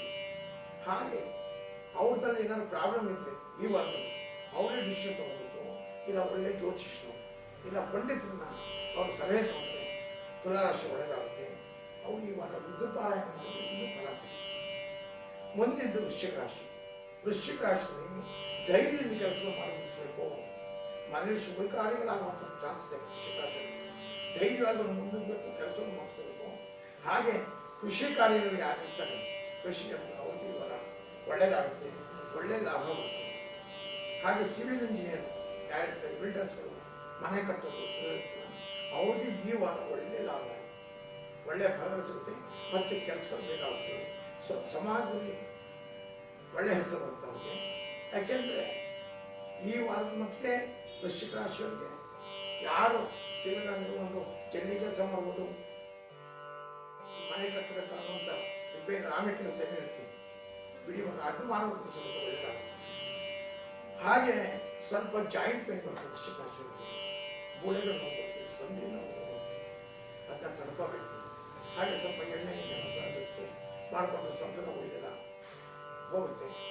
ಅವರು ಧನ್ವಂತರಿ ಜಪವನ್ನು ಮಾಡಬೇಕು ವೃಶ್ಚಿಕ ರಾಶಿ. ಹಾಗೆ ಮುಂದಿನ ರಾಶಿ ಹೋಗೋಣ. ಮುಂದಿನ ಧನುಸು ರಾಶಿ. ಧನುಷ್ ರಾಶಿನ ಏನಾಗುತ್ತೆ ನೋಡ, ಧನುಷ್ನಲ್ಲಿ ಎರಡನೇ ಕಡೆ ಶನಿ ಇತ್ತು ಕೂಡ ಹಣಕಾಸಿನ ವ್ಯವಹಾರಗಳೇನೈತೆ ನಿಧಾನವಾಗಿರುತ್ತೆ. ಎರಡನೇ ಸ್ಥಾನದಲ್ಲಿ ಶನಿ ಇರ್ತಾನೆ, ಅವನೇ ಧನ ಆಗುತ್ತೆ. ಆದರೂ ಕೂಡ ಹಣಕಾಸಿನ ಮುಗ್ಗಟ್ಟಿರುತ್ತೆ. ಹಾಗೆ ಒಂದು ಸ್ವಲ್ಪ ಟೆನ್ಷನ್ ಆಗುತ್ತೆ, ಆತಂಕ ಇರುತ್ತೆ. ದೈನಂದಿನ ಕಾರ್ಯಕ್ರಮ ಮಾತ್ರ ಮಾಮೂಲಿ ಡೈಲಿ ಪ್ರೋಗ್ರಾಮ್ ಇರುತ್ತೆ, ನಡ್ಕೊಂಡು ಹೋಗ್ತಾ ಇರುತ್ತೆ. ಆದರೆ ಟೆನ್ಷನ್ ಇರುತ್ತೆ, ದುಡ್ಡು ಎಷ್ಟೇ ಬಂದರೂ ಕೂಡ ಕೈಯಲ್ಲಿ ನಿಲ್ಲೋದಿಲ್ಲ. ಇವಾಗ ಧನುಸು ರಾಶಿಯಲ್ಲಿ ಎಷ್ಟು ಆದಾಯ ಬರುತ್ತೋ ಅಷ್ಟೇ ಖರ್ಚಿರುತ್ತೆ, ಅದು ಮಾಡಬೇಕು. ಆದರೆ ಅನಾವಶ್ಯಕವಾದ ಖರ್ಚುಗಳು ಬರೋದನ್ನ ಯೋಚನೆ ಮಾಡಿ ಈ ಸಲ ಧನುಸು ರಾಶಿ ಕಡಿಮೆ ಮಾಡಬೇಕು. ಕಡಿಮೆ ಮಾಡಿದ್ರೆ ಚೆನ್ನಾಗಿರುತ್ತೆ. ಹಾಗೆ ಮಾತುಕತೆ ಜೊತೆಯಲ್ಲಿ ಯಾರಿರ್ತಾರೆ, ಆಫೀಸರ್ಸ್ ಇರ್ಬೋದು, ಇಲ್ಲ ಸಹಪಾಠಿಗಳ ಜೊತೆ ಕೆಲಸ ಮಾಡೋದು ಯಾರಿರ್ತಾರೆ ಅವ್ರ ಜೊತೆ ಸ್ವಲ್ಪ ಒಬ್ಬರಿಂದ ವಿಧೇಯತ ಇಟ್ಕೊಂಡ್ರೆ ಅವ್ರು ಇವಾಗ ಚೆನ್ನಾಗಿರುತ್ತೆ. ಅವರು ಶನಿದೇವ ಸ್ತೋತ್ರ ಮಾಡಬೇಕು ಧನುಸು ರಾಶಿಯವರು. ಮತ್ತೆ ಹಾಗೆ ಬನ್ನಿ ಮರ ಇರ್ತಾರೆ, ಬನ್ನಿ ಸೊಪ್ಪು ಇಟ್ಕೊಂಡು ಶನಿದೇವರಿಗೆ ಅರ್ಪಣೆ ಮಾಡಿ ಬನ್ನಿ ಮರ ಪ್ರದಕ್ಷಿಣೆ ಮಾಡಿದ್ರೆ ಅವ್ರಿಗೆ ಧೈರ್ಯ ಆಗುತ್ತೆ ಮತ್ತು ಕೆಲಸಗಳಾಗುತ್ತೆ. ಹೀಗೆ ಮುಂದಿನ ವಾರ ಮುಂದಿನ ಮಕರ ರಾಶಿ. ಮಕರ ರಾಶಿಗೆ ಈ ವಾರ ಮನೆಯಿಂದ ಹಬ್ಬದ ವಾತಾವರಣ ಇರುತ್ತೆ. ಮನಸ್ಸಿನಲ್ಲಿರುವಂಥ ಕೆಲಸಗಳಾಗುತ್ತೆ. ಅವ್ರಿಗೆ ಸುಮಾರು ಕೆಲಸ ಆಗಬೇಕು ಅಂತ ತಳ್ಕೊಂಡೋಗುತ್ತೆ. ಈ ವಾರ ಕೆಲಸಗಳಾಗುತ್ತೆ. ಹಾಗೆ ಇದ್ರದ್ದು ಯಾವುದೋ ಮುಂದೆ ಏನಂತ IT ಬಿಟ್ನಲ್ಲಿ ಯಾರು ಕೆಲಸ ಮಾಡ್ತಿರ್ತಾರೆ ಅವ್ರಿಗೆ ಒಳ್ಳೇದಾಗುತ್ತೆ, ಯಾವುದೇ ತೊಂದರೆ ಇಲ್ಲ. ಯಾವುದೇ ಪರ್ಸನಲ್ ಕೆಲಸಗಳೇ ಇದ್ದರೆ ದುಡ್ಡುಗಳು ಹೆಚ್ಚು ಖರ್ಚಾಗುತ್ತೆ. ಕೆಲಸವನ್ನು ಖರ್ಚಾಗ ಪರವಾಗಿಲ್ಲ, ಕೆಲಸವನ್ನು ಈ ವಾರ ಮಾಡ್ಕೊಳ್ಳೋದು ಒಳ್ಳೆಯದು. ಹಾಗೆ ಯಾರೋ ಮಾಡ್ತಾರೆ ಅನ್ನೋ ಕೂತ್ಕೊಳ್ಬೋದು, ದೇವ್ರ ನಂಬಿಕೆ ದೇವ್ರು ಮಾಡ್ತಾರೆ ಅನ್ನೋದು ಸ್ವತಂತ್ರವಾಗಿರ್ತಾರೆ, ಒಳ್ಳೆಯದಾಗುತ್ತೆ. ಅವ್ರಿಗೆ ಅವಾಗ ಕೈ ಹಿಡಿತಾರೆ. ಹಾಗೆ ಮಕರ ರಾಶಿಯವರಿಗೆ ಸ್ವಲ್ಪ ವಾಯು ಸಂಬಂಧ ಗ್ಯಾಸ್ಟ್ರಿಕ್ ಕಾಯಿಲೆಗಳು, ವಾಯು ಸಂಬಂಧ ಕಾಯಿಲೆಗಳಿಂದ ಈ ಸಲ ಸಫರ್ ಮಾಡಬೇಕಾಗುತ್ತೆ ಈ ವಾರ. ಅದನ್ನ ಆದಷ್ಟು ಅಸಿಡಿಟಿ ಗ್ಯಾಸ್ಟ್ರಿಕ್ ಏನು ತೊಂದರೆ ಇರುತ್ತೆ ಆ ಆಹಾರಗಳನ್ನ ಸ್ವಲ್ಪ ಕಡಿಮೆ ಮಾಡಿ ಅವರು ಅಶ್ವತ್ಥ ಪ್ರದಕ್ಷಿಣೆ ಮಾಡಿ ನವಗ್ರಹ ಸ್ತೋತ್ರ ಹೇಳ್ಕೊಂಡ್ರೆ ಒಳ್ಳೆಯದಾಗುತ್ತೆ. ಮುಂದಿದ್ದು ಕುಂಭರಾಶಿ. ಕುಂಭರಾಶಿಯವರಿಗೆ ಈ ವಾರದಲ್ಲಿ ಯಾವುದು ಬ್ಯಾಲೆನ್ಸ್ ಉಳ್ಕೊಂಡಿರುತ್ತೆ, ಹಣ ಬರಬೇಕಾಗುತ್ತೆ, ಯಾವುದಿರುತ್ತೆ ಅದೆಲ್ಲ ದುಡ್ಡುಗಳು ಬರುತ್ತೆ. ಆಟೋಮೆಟಿಕ್ ಆಗಿ ಕೇಳಬೇಕಾಗಿಲ್ಲ, ದುಡ್ಡು ಹೊರ ಬರುತ್ತೆ. ಹಾಗೆ ವಾದ ಮಾಡಿಕೊಂಡ್ರೆ ಹತ್ತಿರದಲ್ಲಿ ಅಂತ ಯಂಚಷ್ಟಗಳು ಮತ್ತೆ ಸ್ನೇಹಿತರು ದೂರ ಹೋಗ್ತಾರೆ. ಅದರಿಂದ ವಾದಗಳು ಕಾರಣವನ್ನು ಈ ವರ್ಷ ಯಾವುದೇ ಕೇಳಿದ್ರು ಆದಷ್ಟು ಹೂ ಅಂದ್ಕೊಳ್ಬೇಕು, ಮನಸ್ಸಿಗೆ ಕೂಡ ವಾದವನ್ನು ಮಾಡ್ಕೋಬಾರ್ದು, ಒಳ್ಳೆಯದಾಗುತ್ತೆ. ಸರ್ಕಾರಿ ಕೆಲಸದಲ್ಲಿರೋರಿಗೆ ತಮ್ಮ ಕುರ್ಚಿ ಕೂತ್ ಬರುತ್ತೆ ಜೋಪಾನ. ಅದೇ ವಾದವನ್ನು ಮಾಡಬಾರ್ದು, ಆಫೀಸರ್ ಹತ್ರ ವಾದ ಮಾಡಿದ್ರೆ ಕುರ್ಚಿಗೆ ಕಟ್ಟಗಾಗುತ್ತೆ. ಅದರಿಂದ ಅವರು ತಾವು ಯೋಚನೆ ಮಾಡಬೇಕು. ಹಾಗೆ ಮನೆಯಲ್ಲಿ ಸುಮಂಗಲಿಗೆ ಒಂದು ಬಾಗಿಲು ಮಾಡ್ಕೊಳ್ಬೇಕು, ಒಳ್ಳೆಯದಾಗುತ್ತೆ. ಹಾಗೆ ಸುಮಂಗಲಿಯರು ಈ ವಾರ ತಮ್ಮ ಒಡವೆ ಮಾಂಗಲ್ಯವನ್ನು ಪ್ರದರ್ಶನಕ್ಕೆ ಬಟ್ಟೆಯಿಂದ ಮುಚ್ಚಿ ಹೋಗುತ್ತೆ, ಹೊರಗಡೆ ಹೋಗ್ತಾರೆ. ನೀವು ಒಂದು ಮಾಂಗಲ್ಯ ಸರವನ್ನು ಹಾಕೊಂಡು ಬಿಟ್ಟು ಬೇರೆ ಯಾವುದೇ ಒಡವೆ ತೆಗೆದಿದ್ರೆ ಸೇಫಾಗಿ ಮನೆಗೆ ಹೋಗ್ತೀವಿ ನಾವು. ಇಲ್ಲ ಮಾಂಗಲ್ಯ ಆಗಲಿ ಒಡವೆ ಆಗಲಿ ಕಳೆದೋಗುತ್ತೆ. ಮಾಂಗಲ್ಯ ಹಾಕಿದ ಬಟ್ಟೆಯನ್ನು ಮುಚ್ಚಿ ಆದಷ್ಟು ಯಾರಿದ್ದೇನಂತ ಪ್ರದೇಶಕ್ಕೆ ಹಿಂದಿಸಲು ಹೋಗಬಾರ್ದು. ತಮ್ಮ ಜೊತೆ ಜನ ಕರ್ಕೊಂಡು ಒಳ್ಳೆಯದಾಗುತ್ತೆ. ಅವರು ಇವಾಗ ಕೃಷ್ಣಾಷ್ಟಕವನ್ನು ಓದಿ ಯಾರು ಕುಂಭರಾಶಿ. ಹಾಗೆ ಮುಂದಿನ ಮಿಥುನರಾಶಿ ಮಿಥುನರಾಶಿ ಮೀನರಾಶಿ. ಮೀನರಾಶಿಯಲ್ಲಿ ಸಮಾಜದಲ್ಲಿ ಒಳ್ಳೆ ಗೌರವ ಪ್ರತಿಷ್ಠೆ ಹೆಚ್ಚಾಗುತ್ತೆ. ನೀವು ಮನಸ್ಸಲ್ಲಿ ಏನ್ ಬಯಸಿರ್ತೀರ ಮೀನರಾಶಿ ಒಳ್ಳೆದಾಗುತ್ತೀವ. ವಿದ್ಯಾರ್ಥಿಗಳು ತಾವು ಮಾಡಿದ ಕೆಲಸಗಳನ್ನ ಯಾವುದು ಪ್ರಾಜೆಕ್ಟ್ಗಳಿರುತ್ತೆ ಅದನ್ನ ತಗೊಂಡೋಗಿ ತಮ್ಮ ಗುರುಗಳು ಕೊಟ್ಟರೆ ಅವರು ಓಕೆ ಮಾಡ್ತಾರೆ. ಮತ್ತೆ ತಮ್ಮ ಪ್ರಾಜೆಕ್ಟ್ ಪ್ರದರ್ಶನ ಮಾಡಿ ಚೆನ್ನಾಗಿರುತ್ತೆ. ತಮ್ಮ ಕೌಶಲ್ಯತೆನ ಪ್ರದರ್ಶನ ಮಾಡೋಕ್ಕೆ ವಿದ್ಯಾರ್ಥಿಗಳಿಗೆ ಯಾರ ಮೀನರಾಶಿ ಇರುತ್ತೆ ಅವ್ರಿಗೆ ಒಳ್ಳೆಯದಿರುತ್ತೆ. ಹಾಗೆ ಯಾರಿಗೆ ಮೇಲೆ ನಂಬಿಕೆ ಇರುವ ನಿಮ್ಗೆ ಗೊತ್ತಾಗುತ್ತೆ. ಅವ್ರ ಹತ್ರ ಯಾವುದೇ ತಮ್ಮ ಸುಲಭ ಕೊಡಬೇಡಿ, ಮತ್ತೆ ಅವ್ರನ್ನ ಹತ್ರ ಸೇರಿಸ್ಬೇಡಿ. ಗೊತ್ತಿರುತ್ತೆ ಅವ್ರಿಗೆ ನಂಬಿಕೆ ಇಲ್ಲ ಆದ್ರೂ ನೋಡೋಣ ಅಂತ ಹತ್ರ ಸೇರಿಸ್ಕೋಬೇಡಿ. ಮತ್ತೆ ತಮ್ಮ ವಿಷಯವನ್ನು ಯಾರು ಮೀನರಾಶಿ ಹೇಳಿದ್ರೆ ತೊಂದರೆ ಆಗುತ್ತೆ. ಹೊರಗಡೆ ನಿಮ್ಮ ಸ್ವೇಚ್ಛಾಚಾರಕ್ಕೆ ಹೆಚ್ಚು ಹೇಗೆಂದ್ರೆ ಆಗಿರ್ಬೇಕು.